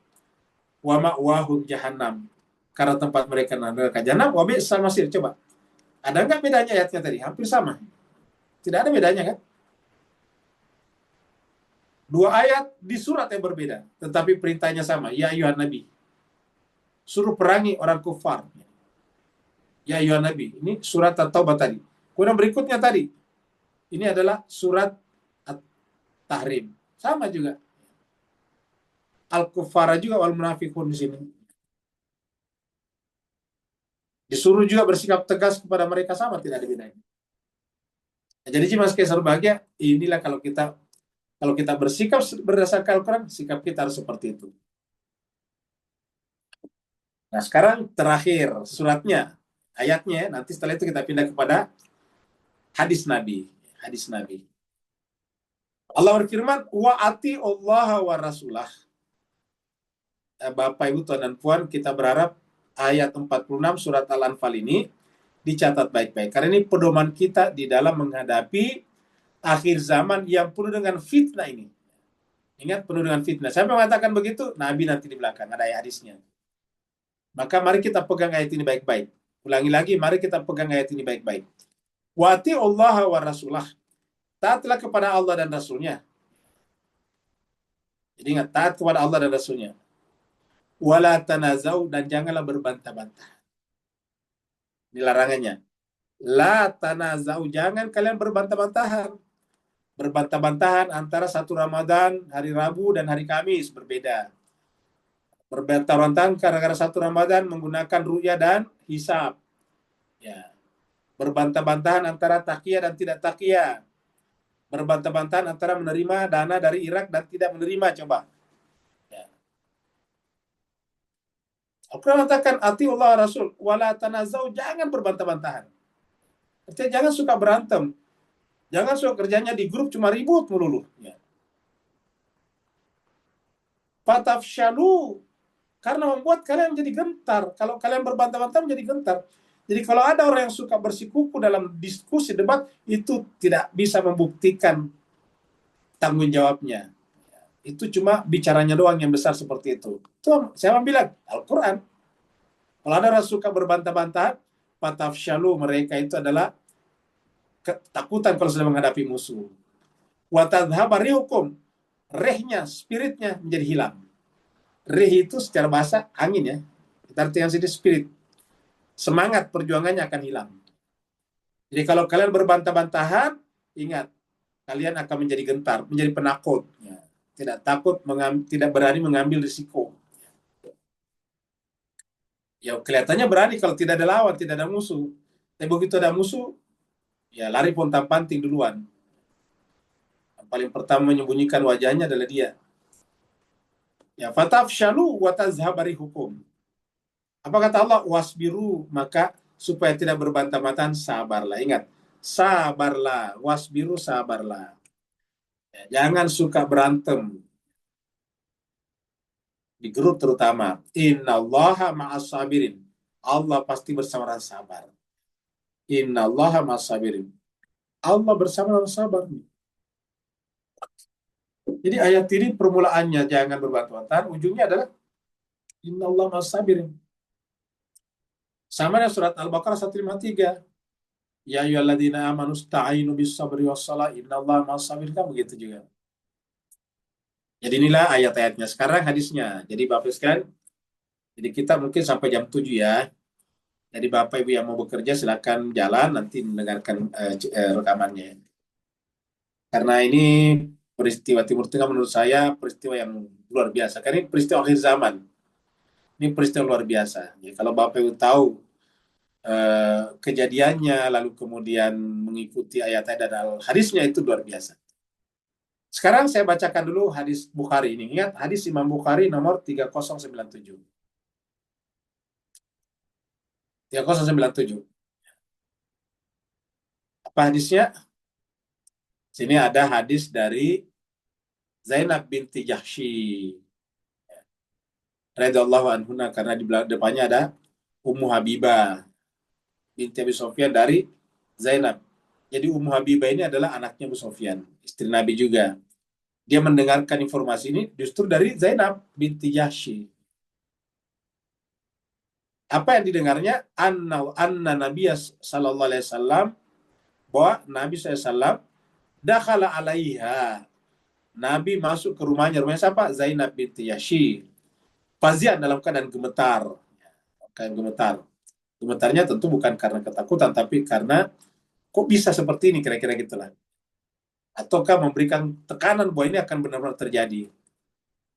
Yaqul, Nabi bersabda berkata dalam pada saat dia masuk menjumpai Zainab binti Jahsy itu, La ilaha illallah. Kan biasa kita kalau mengatakan sesuatu yang luar biasa itu La ilaha illallah. La ilaha illallah. Wailul lil arabi min syarri. Coba. Celakalah orang-orang Arab itu dari kejahatannya. Perhatikan sekali, ini hadis Bukhari. Hadis riwayat Bukhari nomor 3097. Dimulai dengan La ilaha illallah. Wailul lil arabi min syarri. Sungguh celakalah ya, bangsa Arab. Bangsa Arab. Kenapa? Kadik taraba, karena sungguh sudah sangat dekat. Ya. Sungguh sangat dekat. Maksudnya apa? Sungguh sangat dekat keburukan itu memuncak, dan futihal yauma min radmi Ya'juj wa Ma'juj. Karena sebentar lagi akan muncul Ya'juj. Terbukalah nanti munculnya Ya'juj dan Ma'juj ini. Jadi benteng, radam ini benteng Ya'juj dan Ma'juj akan terbuka. Ingat, Ya'juj dan Ma'juj itu adalah nama lain daripada Dajjal. Kita sudah pernah bahas. Karena Ya'juj dan Ma'juj ini kita bahas waktu di surat Al-Kahfi. Bagian terakhir waktu berbicara tentang Zulkarnain. Jadi kalau ada yang mau dengarkan kembali rekaman surat Al-Kahfi bagian-bagian terakhir. Terutama saat kita bicara tentang Zulkarnain. Jadi Radmil Ya'juj wa Ma'juj mislu hadhi. Jadi mengeluarkan tangannya seperti ini. Jadi antara dia dengan munculnya ini dekat sekali. Karena kan akhir zaman. Tidak ada lagi nabi setelahnya. Disebutkan di sini. Wailul lil Arab, seakan-akan mengatakan Arab itu tiba-tiba mendukung Ya'juj dan Ma'juj. Dia menjadi jahat jadinya. Coba dibaca ya hadis ini. Seakan-akan mengatakan bahwa kecelakaan bangsa Arab itu karena kok berada di belakangnya Ya'juj dan Ma'juj. Harusnya kan di belakang Al-Quran, di belakang orang beriman. Tapi kok belakangnya Ya'juj dan Ma'juj. Kita sudah bicara dulu, Ya'juj itu adalah Israel, Ma'juj itu adalah Amerika, atau bisa dibalik juga. Ya'juj itu adalah Amerika, dan Ma'juj itu adalah Israel. Ini Ya'juj dan Ma'juj. Jadi sini ada muncul Ya'juj dan Ma'juj. Ya. Hadis berikutnya.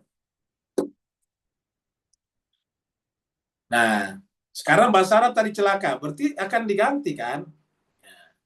Coba kita lihat sini nih. Bangsa Persia mengganti bangsa Arab. Ini adalah hadis Bukhari juga ini, Imam Bukhari. Nomor 4518. Ya. Sini katakan, qala. Jadi Abu Hurairah mengatakan, kunna julusan inda Nabi sallallahu alaihi wasallam. Kami pernah duduk bersama dengan Nabi sallallahu alaihi wasallam. Fa unzilat alaihi suratul Jum'ah. Maka lalu diturunkan kepadanya surat Al-Jum'ah. Ingat surat Al-Jum'ah ini surat 62. Ayat 3. Yang berbunyi, wa akharina minhum lamma yalhaqu bihim. Ada golongan lain, ada bangsa lain, bukan bangsa Arab. Lam yalhaqu bihim, yang tidak berjumpa dengan bangsa Arab ini. Yang akan menggantikan, menjalankan tugas kenabian. Qala qultu man hum ya Rasulullah. Lalu kemudian aku bertanya, kata perawi ini, siapa itu ya Rasulullah? Siapa mereka itu? Man kuntum ya Rasulullah. Ini. Man hum ya Rasulullah? Siapa mereka ya Rasulullah? Falam yuraji'uhu. Kemudian setelah saya tanya, kata perawi ini, Nabi tidak langsung menjawabnya. Hatta sa'ala salasan. Sampai muncul 3 kali pertanyaan. Jadi 3 kali bertanya. Siapa itu ya Rasulullah? Man hum ya Rasulullah? Siapa mereka itu ya Rasulullah? Bangsa lain yang bukan Arab yang akan menggantikan bangsa Arab. 3 kali baru wafina Salman Al-Farisi. Kebetulan di tengah-tengah kami ada Salman Al-Farisi. Ini tulisannya Salman Al-Farisi. Salman orang Persia itu. Wada'a Rasulullah sallallahu alaihi wasallam yadahu ala Salman. Lalu Nabi meletakkan atau mengangkat tangannya, ini yadahu, tangan Nabi, ala Salman, di atas Salman, maksudnya di atas pundak Salman. Summa qala, kemudian berkata, laukan iman, seandainya iman itu inda suraya, ada di bintang suraya, lanaluhu rijalun aw rajulun min haula. seandainya iman, ingat, seandainya iman itu berada di atas bintang Suraya, gugusan bintang, niscaya orang-orang dari kaumnya Salman akan menggapainya. Dan kita lihat sekarang, siapa yang bisa mengembangkan sekarang rudal canggih seperti sekarang? Ya. Luar biasa. Inilah faktanya jemaah sekalian. Kalau ada yang mengatakan, karena ada yang tidak percaya dengan kemampuan Iran, ini diambil dari Rusia. Kita sampaikan justru Rusia membeli drone-drone Shahed dari Iran dipakai berperang di Ukraina.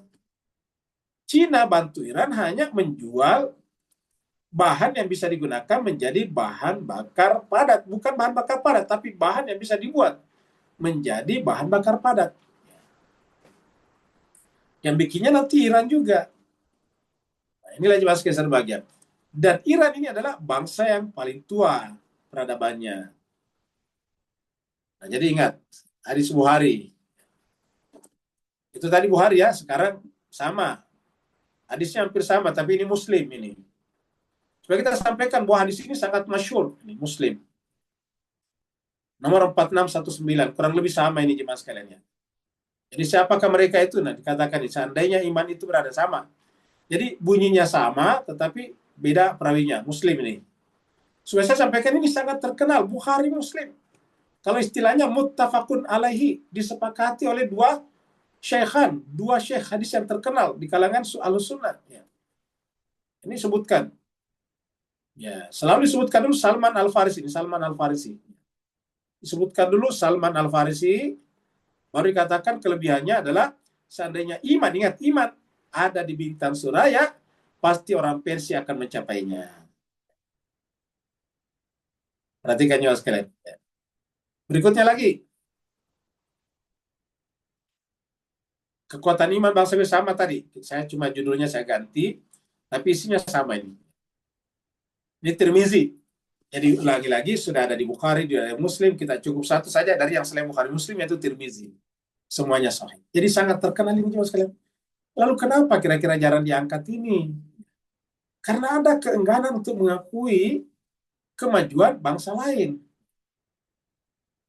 Tirmizi nomor 3868. Hadis berikutnya lagi. Nah, ini ya, kita lihat ada hadis bicara tentang revolusi Islam dan akhir kerajaan Persia. Luar biasa. Nah, coba kita baca. Ini hadis riwayat Muslim juga. Muslim nomor 3398. Jadi tadi kan bahasa Persia.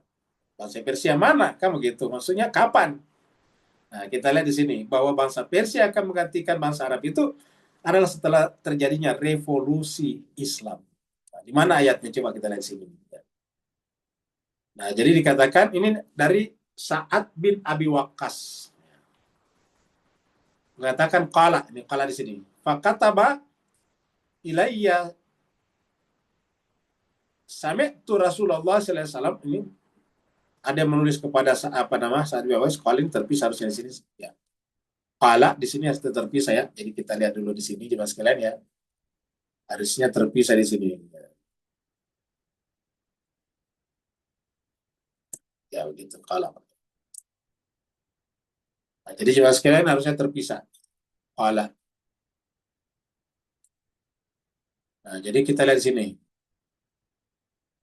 Ya, jadi ini dari Sa'ad bin Abi Waqqas menulis surat kepada seorang dan kemudian dibalas ilayya kepada saya.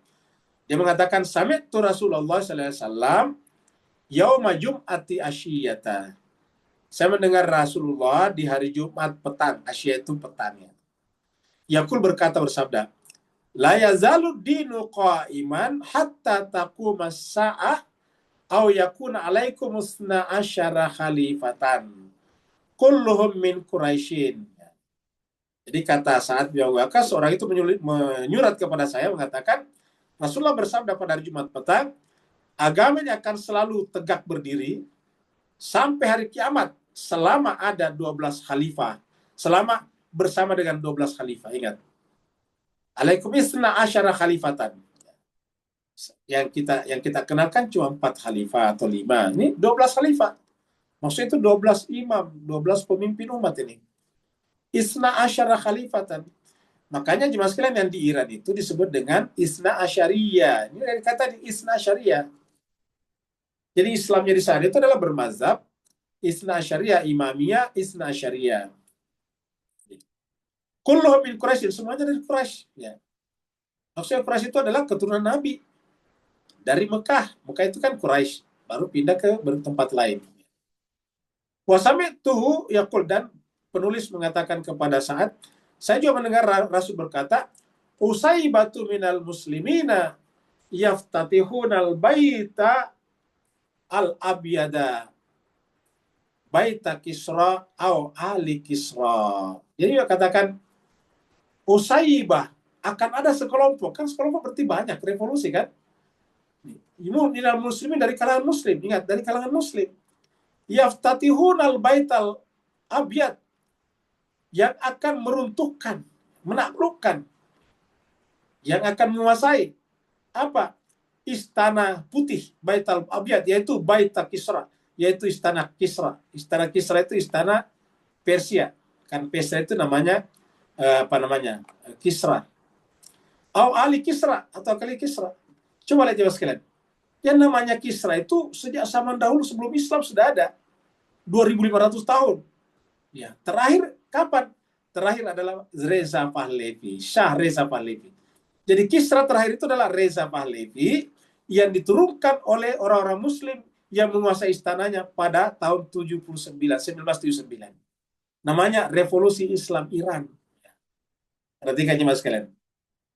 Wasami'tuhu, dan aku juga mendengarkan yaqul, Nabi bersabda, inna baina yaday sa'ah, bahwa di akhir zaman nanti setelah terjadinya ini akan muncul nanti kazabin, muncul para pendusta. Begitu selesai revolusi Islam, itu dusta beredar di mana-mana, hoax beredar di mana-mana. Ya. Tentang Iran, tentang Syiahnya. Apa kata Nabi? Fahzar, berhati-hatilah dengan para pendusta itu nih. Ini kata-kata kazabin ada di sini, ini kazabin. Kazabin itu para pendusta. Para pendusta ini biasanya sudah kan Dajjal ataukah Ya'juj dan Ma'juj tadi. Maka apa kata Nabi? Fahzarhum, berhati-hatilah dengan mereka. Jadi cuma sekian serbagin ini kan hadisnya jelas sekali nih, hadis riwayat Muslim. Jadi kalau begitu, apa yang terjadi sekarang sudah cocok kan? Tadi bangsa Arab akan digantikan oleh bangsa Persia. Ya. Kemudian bangsa Persia mana? Yaitu yang setelah terjadi revolusi. Meruntuhkan dinasti Persia yang terakhir. Sekarang bukan lagi dinasti Persia. Sekarang namanya Republik Islam Iran. Setelah revolusi pada tahun 1979. Ya. Dan sejak itu muncullah kedustaan yang sangat banyak terhadap Iran. Waktu zamannya dulu Reza Pahlavi nggak ada yang menyerang Iran. Kenapa? Karena Reza Pahlavi termasuk salah satu yang mengakui pertama kali Israel. Dan Israel adalah teman baik. Reza Pahlavi adalah teman baik daripada Israel bersama dengan Amerika. Jadi cuma sekian serbahagia, inilah pembahasan kita pada hari ini. Mohon maaf agak panjang ini sampai menjelang jam 7. Ya, mohon maaf kalau kepanjangan. Kalau ada yang bertanya, dipersilakan. Ya. Waalaikumsalam Waalaikumsalam warahmatullahi wabarakatuh. Silakan, Bang Nur. warahmatullahi wabarakatuh. Sallallahu Muhammad wa alihi wasallam. Selain pada geopolitik tadi, apakah tidak kita sebagai uh, penganut Yahudi, Kristen dan Islam yang sama-sama sisi eskatologi Islam itu sendiri sedang menanti the Xavier, the Messiah atau Al-Mahdi di akhir zaman. Dan ini ditunggu-tunggukan dengan begitu fokus oleh setiap penganut tadi. Maka kita patutnya mafhum mukhalafahnya, berfokus pada apa yang Allah suruh fokus dan tidak tertipu daya dengan tersebarnya apa Ustaz kata tadi, dusta dan fitnah serta yang dipermainkan oleh pihak musuh, agar kita tidak melata lalu kita membantah dan akhirnya kita tersalah arah. Beri teguran pencerahan supaya kita buang masa Ustaz. Apa-apa. Baik, terima kasih Bang Nur. Kita perlu sampaikan Mas Kaisar Bahagia bahwa memang Yahudi, Nasrani, dan Islam ini juga memang ya seperti tadi. Ada yang memang pro kekerasan Israel dan ada juga yang anti. Kita tahu bahwa Yahudi itu yang ada di dunia ini tidak semua pro Israel, ada yang anti Israel juga. Begitu juga orang Islam juga tadi, begitu juga ada yang juga walaupun tidak ada secara verbal, atau secara terus terang mengatakan dukung pada Israel, tetapi minimal diam, diam terhadap Israel. Tidak mengecam seperti sekarang. Siapa yang mengecam tindakan Israel menyerang Iran? Hampir sangat sedikit, sangat sedikit. Di antara sedikit itu adalah Malaysia kemarin telah memberikan kecaman 2 hari yang lalu. Jadi jemaah sekalian, sangat sedikit negara Muslim melakukan itu, padahal kan Islam. Nah, begitu juga Nasrani juga. Memang kita lihat negara Nasrani kebanyakan yang mendukung Israel, tapi orang-orang Nasrani dan negara Nasrani juga ada yang diam, seperti Italia, Spanyol itu menolak pangkalan bersenjatanya digunakan Amerika Israel untuk melancarkan serangan kepada Iran. Jadi selalu terbagi dua. Nah, oleh sebab itulah maka kita lihat pembahasan kita di sini adalah walaupun tadi Persia yang disebutkan di depan, tapi ada orang-orang di dalamnya yang mendukungnya juga, karena perjuangan Persia di sini bukan perjuangan rasial. Kalau perjuangan Persia rasial, tentu yang tidak mungkin membela Palestina, karena Palestina kan Arab. Ya. Dari sisi mazhab juga Palestina Sunni, sedangkan Iran kan Syiah. Jadi artinya apa? Perjuangannya Iran ini bukan perjuangan ras, bukan perjuangan mazhab, bahkan bukan perjuangan agama. Ya. Apa sebabnya? Karena orang-orang di Palestina itu banyak Yahudi dan Nasrani juga di dalam Palestina yang belum masuk wilayah Israel. Nah, seperti itu. Jadi dengan demikian apa yang diperjuangkan? Kebenaran. Nah, bersama dengan kebenaran inilah kita bisa duduk satu meja dengan siapapun juga, termasuk dengan orang Nasrani, Yahudi dan sebagainya. Yang penting sama-sama pro kebenaran dan anti terhadap kejahatan. Itu intinya.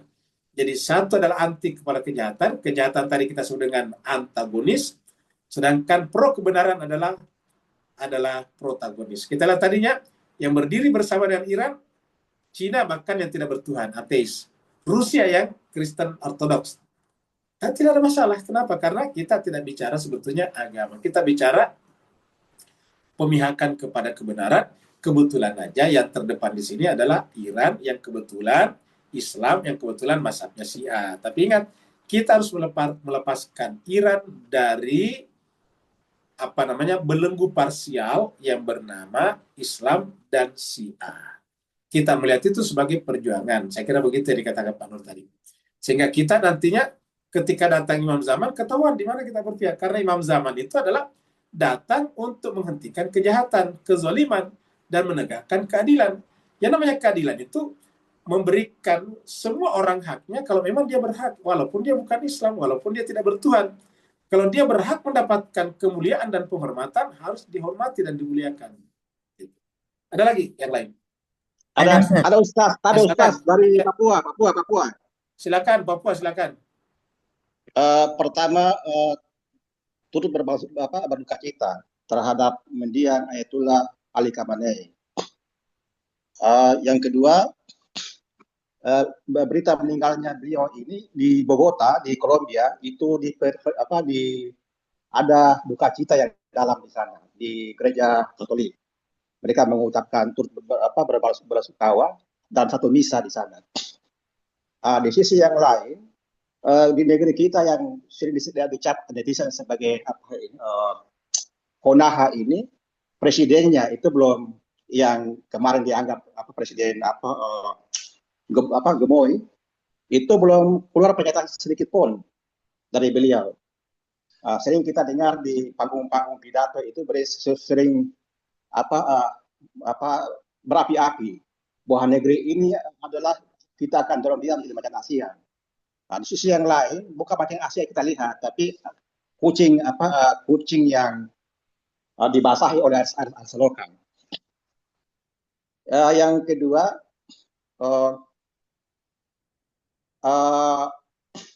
kira-kira tadi saya akar konflik yang ada di geopolitik Timur Tengah ini kira-kira hanya faktor ekonomi untuk perluasan kekuasaan semata, atau ada akar-akar yang lain yang sifatnya nilai gitu. Yang ketiga, ini tadi ada sentilan sedikit dari Al-Quran bahwa jangan berdebat-debat gitu. Tapi cuma yang saya tanggapi, kalau misalnya jangan berdebat, kira-kira bagaimana transmisi pengetahuan itu yang di dalamnya sering ada dialektika. Demikian Ustaz dari Papua. Terima kasih. Baik, terima kasih banyak Papua. Semoga internetnya semakin bagus. Ya.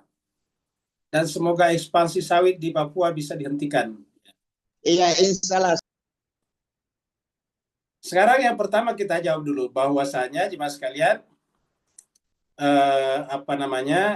memang ini itu tadi yang namanya kemanusiaan itu universal.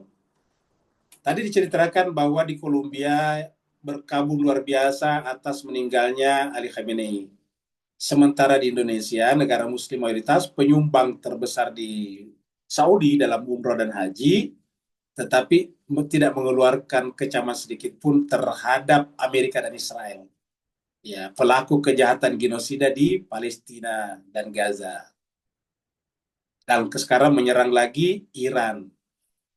Dan nanti akan habis ini semuanya di satu-satu di sini. Kalau tidak bertahan Iran ini, habis. Nah, hal yang sama terjadi pada Honduras.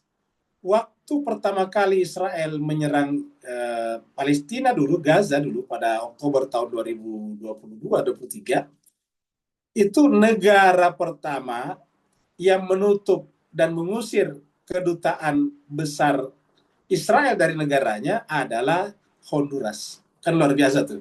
Honduras. Padahal Honduras ini bukan negara Islam. Ya. Tapi dia adalah negara pertama yang mengusir. Karena mereka punya solidaritas tinggi kepada Palestina. Harusnya, Bapak, Ibu, Tuan, dan Puan, harusnya Indonesia yang paling terdepan. Kenapa? Karena yang paling pertama mengakui kemerdekaan Indonesia pada tahun 45 adalah Mesir dan Palestina. Saya ulangi lagi, negara pertama yang mengakui kemerdekaan Indonesia di PBB adalah Mesir dan Palestina. Tapi apa balasan kita kepada Palestina? Ya.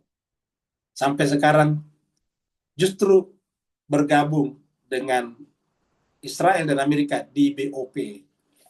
Orang yang melakukan genosida terus bicara tentang perdamaian. Ini adalah lucu yang luar biasa. Kemudian yang kedua, tentang Timur Tengah, perluasan atau apa.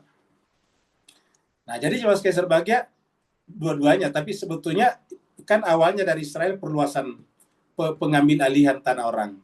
Tetapi ini sebetulnya adalah lebih kepada pertarungan antara kebenaran dan kebatilan. Kalau lebih dispesifikasikan, pertarungan antara kemanusiaan dan anti kemanusiaan. Jadi itu pertarungannya sebetulnya. Maka siapa yang masih merasa punya nilai-nilai kemanusiaan, dia harus berpihak kepada kemanusiaan, yaitu Palestina dan siapa saja yang direndahkan kemanusiaannya. Sebaliknya siapa saja yang berpihak kepada Israel, berarti telah melawan kemanusiaannya sendiri. Nah, ini yang terjadi di Timur Tengah. Jadi inilah pergulatan politik menurut saya di Timur Tengah. Ada lagi yang lain pertanyaan? Waalaikumsalam. Ustaz, yang ketiga yang berbantah-bantah belum dijelaskan. Apa tadi yang ketiga? Yang ketiga tadi apa? Berbantah-bantah. Satu sisi kita Oh iya, betul. Ya. Tentang transmisi pengetahuan, betul, lupa tadi. Jadi cuma sekasar bagian, tidak apa-apa kita berdiskusi, bukan berbantah-bantahan. Ya, berdiskusi itu adalah kita sampaikan bahwa ini harusnya begini. Kalau kita berdiskusi punya metodologi dan juga caranya bagus, akademis lah. Sedangkan kalau berbantah-bantahan itu lebih kepada emosional, kemudian tujuannya mendiskreditkan. Nah, itu namanya berbantah-bantahan. Sedangkan kalau akademis atau transmisi pengetahuan tidak mendiskreditkan, kamu gitu. Seperti itu. Jadi dua hal yang berbeda. Maka diskusi dan bantah-bantahan dua hal yang berbeda. Ya. Berikutnya lagi. Di chatroom Ustaz ada. Waalaikumsalam. Assalamualaikum, silakan. Ya, syukur. Assalamualaikum warahmatullahi wabarakatuh. Waalaikumsalam warahmatullahi wabarakatuh. Saya hanya ingin Ustaz dapat konfirmasi berita tentang Jenderal Komandan Al-Quds itu di IRGC itu ya. 3 kali selamat gitu. Bahkan kemarin ketika Imam Khamenei gugur, dia juga termasuk selamat. Yaitu Jenderal Ismail Qani ya, Ustaz ya. Ini disinyalir sebagai agen Mossad. Gimana penjelasannya itu, Ustaz? Assalamualaikum warahmatullahi wabarakatuh. Waalaikumsalam warahmatullahi wabarakatuh. Jadi cuma sekasar bahagia ya memang untuk memecah belah suatu komunitas yang solid, ya bikin tuduhan-tuduhan. Makanya tadi Nabi sudah mengatakan bahwa nanti setelah revolusi itu akan banyak kazabin, para pendusta-pendusta, berhati-hatilah dengannya. Nah, oleh sebab itulah ini harus kita sampaikan bahwa untuk sampai kepada ke level itu tidak gampang. Katakanlah misalnya Ismail Qani ini adalah agen Mossad. Kan berarti sama saja menuduh Ali Khamenei gagal kan? Karena yang mengangkat dia ke sana Ali Khamenei. Pertama berarti bahwa profilingnya gagal. Jadi saya kira ini adalah cara untuk memecah belah, sama di kalangan Muslim. Hati-hati Syiah itu adalah bukan Islam, nah kayak gitu-gitu. Akhirnya kemudian ributlah. Nah ini sebetulnya adalah upaya untuk memecah belah orang dari dalam. Jadi untuk memecah orang dari dalam itu selalu seperti sekarang misalnya, bagaimana caranya agar negara-negara Teluk ini dibenturkan dengan Iran supaya jangan tenaganya Israel dan Amerika yang dipakai. Harusnya tenaganya negara-negara Teluk ini yang dipakai. Nah caranya apa? Kita dengarkan bahwa kemarin Mossad melakukan namanya false flag operation dengan menyerang sumur minyak Aramco, ya, ataukah industri minyak Aramco. Nah, itu kan begitu Aramco diserang dengan terbakar hebat, kan langsung Iran tuh menelpon Saudi dan mengirim surat. Kami tidak bertanggung jawab, kami bukan menyerangnya, kami tidak pernah menyerang aset-aset ekonomi negara manapun juga. Ya, nah ini kan semua orang berpendapat ini pasti adalah dari model serangannya, drone-nya itu pasti Israel. Nah ini adalah contoh itu apa? Untuk membuat marah Saudi dan berhadapan dengan Iran. Jadi ini model seperti selalu terjadi. Ini ahlinya Israel dengan Amerika ini. Ya. Coba misalnya teroris-teroris Islam, itu kan sebetulnya false flag operation namanya. Operasi bendera palsu. Sebetulnya yang di bawah itu Israel dan Mossad dan CIA memanjangkan jenggotnya, kelihatannya Islam. Padahal dia itu sebetulnya ada agen mereka. Banyak, ada berapa, bukan banyak. Ada berapa ustadz yang kelihatannya, ustadz pasti berbahasa Arab. Tapi kalau kita lihat penampilan itu Mossad sekali, CIA sekali. Seperti itu. Jadi sebab itulah berhati-hatilah kata Nabi tadi, fahzaruhu atau fahzaruhum. Maka berhati-hatilah dengan mereka. Seperti itu. Ada lagi? Saya kira cukup ya. Di chatroom Ustaz ada 4. Ada di chatroomnya, mari kita ke chatroom dulu.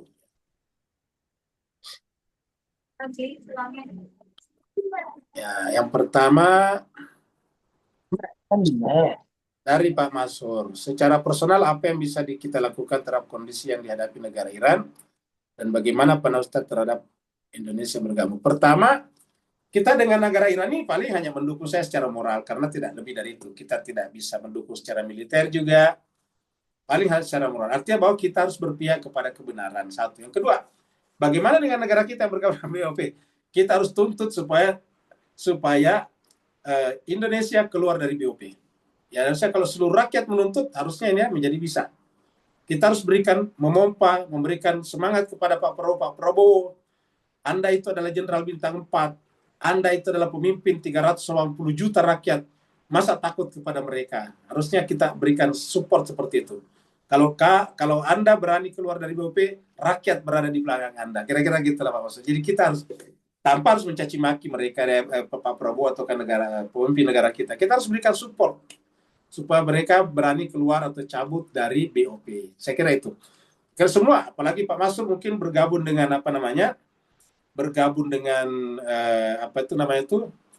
perkumpulan, ada kan perkumpulannya guru besar itu kalau tidak salah ada perkumpulan guru besar Indonesia. Nah, Pak Masur bisa bersuara di sana supaya karena kalau para guru besar ini mengeluarkan pernyataan atas nama para guru, saya kira cukup didengar juga oleh pemerintah. Kemudian dari Ibu Eli Sulastia, bagaimana kira-kira dampak perang terhadap pelaksanaan ibadah haji tahun ini? Kalau perang ini berkepanjangan sampai musim haji, saya kira sangat mungkin musim haji dibatalkan. Ya. Kalau perangnya berkepanjangan ya. Karena kan kecuali kalau mungkin hajinya lewat darat. Yang lewat darat kan sedikit, paling negara-negara Timur Tengah seperti misalnya dari Yaman, dari Palestina bisa lewat darat ke sana. Tetapi kalau dari Indonesia hanya 2 kemungkinan, lewat udara dan lewat laut. Yang mungkin lebih aman lewat laut. Ya, lebih aman lewat laut. Tapi kalau lewat udara saya kira sangat mungkin ditutup semua bandara karena tentu sangat berisiko kalau kendaraan darat. Jadi kalau toh misalnya ada, mungkin dibatasi yang melalui laut saja. Kalau misalnya pemerintah tiba-tiba mengambil keputusan untuk menyiapkan kapal laut. Ya. Kemudian apakah ada hukum internasional yang mengaturnya? Kita yang yakin Iran. Sebetulnya ada, tetapi hukum internasional itu tumpul kalau sudah berbicara tentang Israel. Itu masalahnya. Jadi sebetulnya ada hukum internasional. Sebetulnya apa yang dilakukan oleh Donald Trump menyerang menyerang Iran itu bertentangan dengan satu konstitusi Amerika, apalagi PBB. Satu-satunya yang boleh menyerang orang itu kalau dimandatir oleh PBB. Itu biasanya dalam rangka menghentikan perang saudara di tempat itu, dimandatir oleh PBB. Nah, ini Amerika menyerang Iran tanpa mandat dari PBB, bahkan tanpa mandat dari Kongres. Di Amerika secara konstitusi boleh menyerang negara orang kalau dimandatkan oleh Kongres. Kalau tidak ada mandat dari Kongres, berarti itu adalah ilegal berdasarkan konstitusi Amerika. Itu sebabnya kita dengarkan sekarang Partai Demokrat sekarang di Amerika sudah mulai ribut, bentar lagi akan ada pemungutan suara untuk apakah Donald Trump di-impeach atau tidak. Begitu di negara kita. Negara kita sebetulnya, dan ini sudah dituntut oleh para senior-senior jenderal. Kita dengarkan kemarin para pensiunan jenderal berkumpul, memberikan masukan kepada pemerintah bahwa jangan mengirim 8.000 berapa puluh ribu atau 8.000 tentara ke Palestina di bawah mandat daripada BOP, karena BOP ini bukan PBB. BOP ini adalah organisasi pribadinya Donald Trump. Ini nanti berbahaya kata dia. Siapa yang bertanggung jawab atas kematian prajurit kita di sana? Nah, selama ini Indonesia terlibat kalau dimandatir oleh PBB. Jadi nanti di sana itu mobilnya, tanknya, dan sebagainya itu mereknya bukanlah Indonesia tapi UN, kamu gitu, UN, United Nations, jadi PBB. Jadi nanti dia datang ke sana atas nama PBB. Kalau atas nama PBB tidak ada masalah. Ya, tapi kalau atas nama BOP, ini BOP Donald Trump punya. Ya, ini berbahaya, bisa nanti dibenturkan dengan Hamas, kan fatal. Yang namanya Israel itu pintar sekali mengadu domba. Bisa-bisa nanti saya dibenturkan dengan Hamas, coba. Bayangkan kalau sesama kita berbenturan sama Muslim. Nah, ini dia, saya kira harusnya ada hukum internasional, tapi sayangnya tidak dilakukan oleh Amerika. Nah, Indonesia sayangnya bergabung dengan BOP tanpa melalui mandat PBB, dan juga Pak Prabowo juga bergabung tanpa dikonsultasikan dulu dengan DPR. Harusnya kan konsultasi dengan DPR, disosialisasikan dulu ke masyarakat supaya kita dengarkan masukan-masukan. Kemudian dari Pak Burhan, sekarang ini beredar kelompok-kelompok yang menyampaikan hadis Dajjal yang pusatnya Isfahan. Nah, ini ditanyakan juga minggu lalu ini, minggu lalu kemarin, tentang tentang Dajjal dari Isfahan dengan 70.000 pasukan Yahudi. Bisa kita cek di di Google berapa Yahudi sih yang ada di Isfahan. Ya, gampang. Untuk membuktikan ini gampang sekali. Ya. Kalau seandainya Isfahan itu kan bukan Iran, bagian dari Iran. Isfahan ini adalah semacam negara bagian. Kalau di Indonesia provinsi, kalau mungkin di Malaysia namanya negeri. Isfahan. Kita lihat di sini nih. Kita tulis di sini apa? Kita tulis di sini. Kita tulis jumlah populasi aja, populasi Yahudi di Isfahan. Nah, kita coba cari, kita Google. Kita pakai model AI saja ini. Nah, kita lihat cuma sketser bahagia. Nah, ini Jawanya. Nah, coba kita lihat ini. Populasi Yahudi di Isfahan, mudah-mudahan terbaca Pak ya. Populasi Yahudi di Isfahan, Iran, diperkirakan berjumlah 1.200 hingga 1.500 jiwa. Menurut data terbaru. Ya, coba lihat. Masa 70.000? Ini cuma 1.200. Berikut adalah poin-poin utama mengenai komunitas di Isfahan. Pusat komunitas Isfahan merupakan salah satu dari 3 pusat populasi Yahudi utama di Iran, selain Teheran dan Shiraz. Fasilitas keagamaan di kota ini terdapat sekitar 10 sinagog yang masih aktif dari total 60 sinagog yang ada di seluruh Iran. Jadi di Iran ada 60 sinagog, 10-nya ada di Isfahan. Kebanyakan sinagog ini berlokasi di distrik Jubare, yaitu tempat komunitas Yahudi berada. Kehidupan sosial, anggota komunitas ini umumnya terlibat dalam sektor bisnis dan perdagangan. Tidak ada hubungannya dengan militer, serta memiliki hubungan yang damai dengan penduduk muslim setempat. Coba lihat ini. Gimana? Konteks historis. Ya. Dalam tradisi Islam, terdapat hadis yang menyebutkan Isfahan sebagai tempat keluarnya seluruh Yahudi yang akan terjadi di akhir zaman. Namun secara faktual, jumlah populasi Yahudi kota ini saat ini jauh di bawah kata ini. Bukan saya bilang ini, ternyata sudah ada di ini. Dalam tradisi Islam terdapat hadis yang menyebutkan. Namun secara faktual, secara fakta, jumlah populasi Yahudi di kota ini cuma jauh di bangka itu. Ya, karena gelombang imigrasi besar setelah revolusi tahun 78 ini. Secara keseluruhan total populasi Yahudi di seluruh Iran ini diperkirakan hanya berada di angka 8.500 sampai 5.000. Total Iran saja, seluruh Iran, total Yahudi itu cuma 8.500 sampai 15.000 jiwa. Angka 70.000 ini jelas tidak realistis. Jadi dari sini saja tidak masuk akal, tidak make sense. Tidak sejalan tadi dengan ayat dari itu tadi. Nah, seperti itulah kira-kira. Jadi menjawabnya gampang sekali. Tanya aja saja AI. Ya. Berikutnya lagi tadi sudah ya. Ada yang masih ada tadi sini ya. Satu lagi. Ada hadis lagi 73 golongan tuh udah neraka masuk. Ya benar, yang satu golongan itu adalah yang mengikuti kebenaran. Ya. Contohnya gini nih, kalau kita bicara tentang matematik Pak Burhan ya, kalau kita mengatakan 3 tambah 3, 3 plus 3, itu kan pendapatannya cuma satu, yaitu 6. Tetapi jawabannya salah bisa 71, bisa 72, bisa 73. 3 tambah 3, 1 salah. 3 tambah 3, 2 salah. 3 tambah 3, 3 salah. 3 tambah 3, 5 salah. 3 tambah 3, 7 salah. 3 tambah 3, 8 salah. Pokoknya yang salah itu bisa banyak. Yang benar cuma 1. 3 tambah 3, 6. Nah, begitulah matematiknya. Kemudian Ibu Sri Marianti. Di media sosial ada yang bilang, sudah ada tadi ya. Jadi itu sudah terjawab tadi. Marilah kita menghadapi hadis-hadis seperti ini dengan akal sehat. Jadi menghadapi hadis-hadis menggunakan 2, yaitu akliyah dan Al-Quran. Akal dan Al-Quran. Kalau tidak sejalan Al-Quran berarti tidak bisa diterima.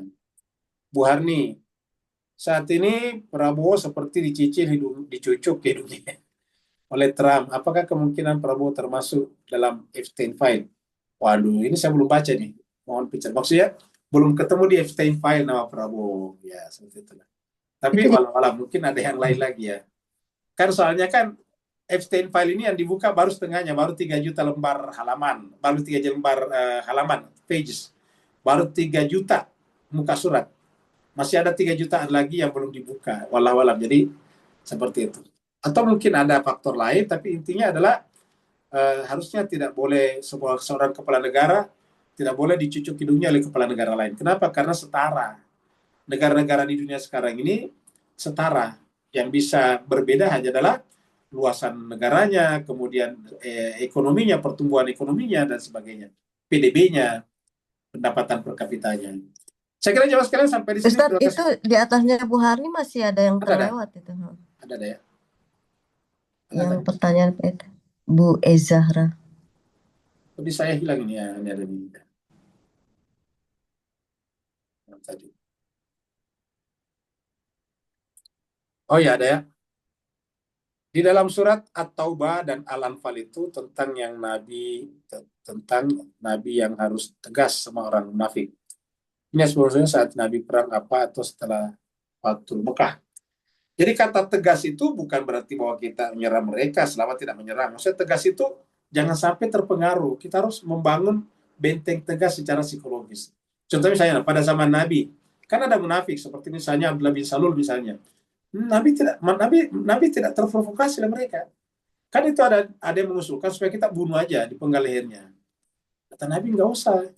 Kalau kamu penggal lehernya nanti apa kata orang itu yang dikenal di luar kan Islam. Nanti akan di blow up, di framing bahwa itu Muhammad belum apa-apa sudah membunuh saudaranya sendiri. Kan itu nanti yang dibicarakan.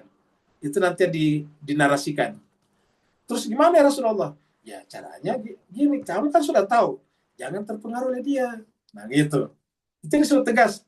Kamu harus bangun barriers yang tegas dalam jiwa kamu, jangan terpengaruh. Baik dalam keadaan normal ataupun dalam peperangan. Jadi bisa saja dia tetap ikut perang, tapi jangan terpengaruh oleh dia. Jangan ikut narasinya dia, apalagi membuat kelompok blok bersama dengan dia, seperti itu. Terima kasih banyak atas perhatian Bapak Ibu sekalian, mohon maaf atas segala kekurangan. Wa'alafu minkum. Wassalamualaikum warahmatullahi taala wabarakatuh. Waalaikumsalam warahmatullahi wabarakatuh.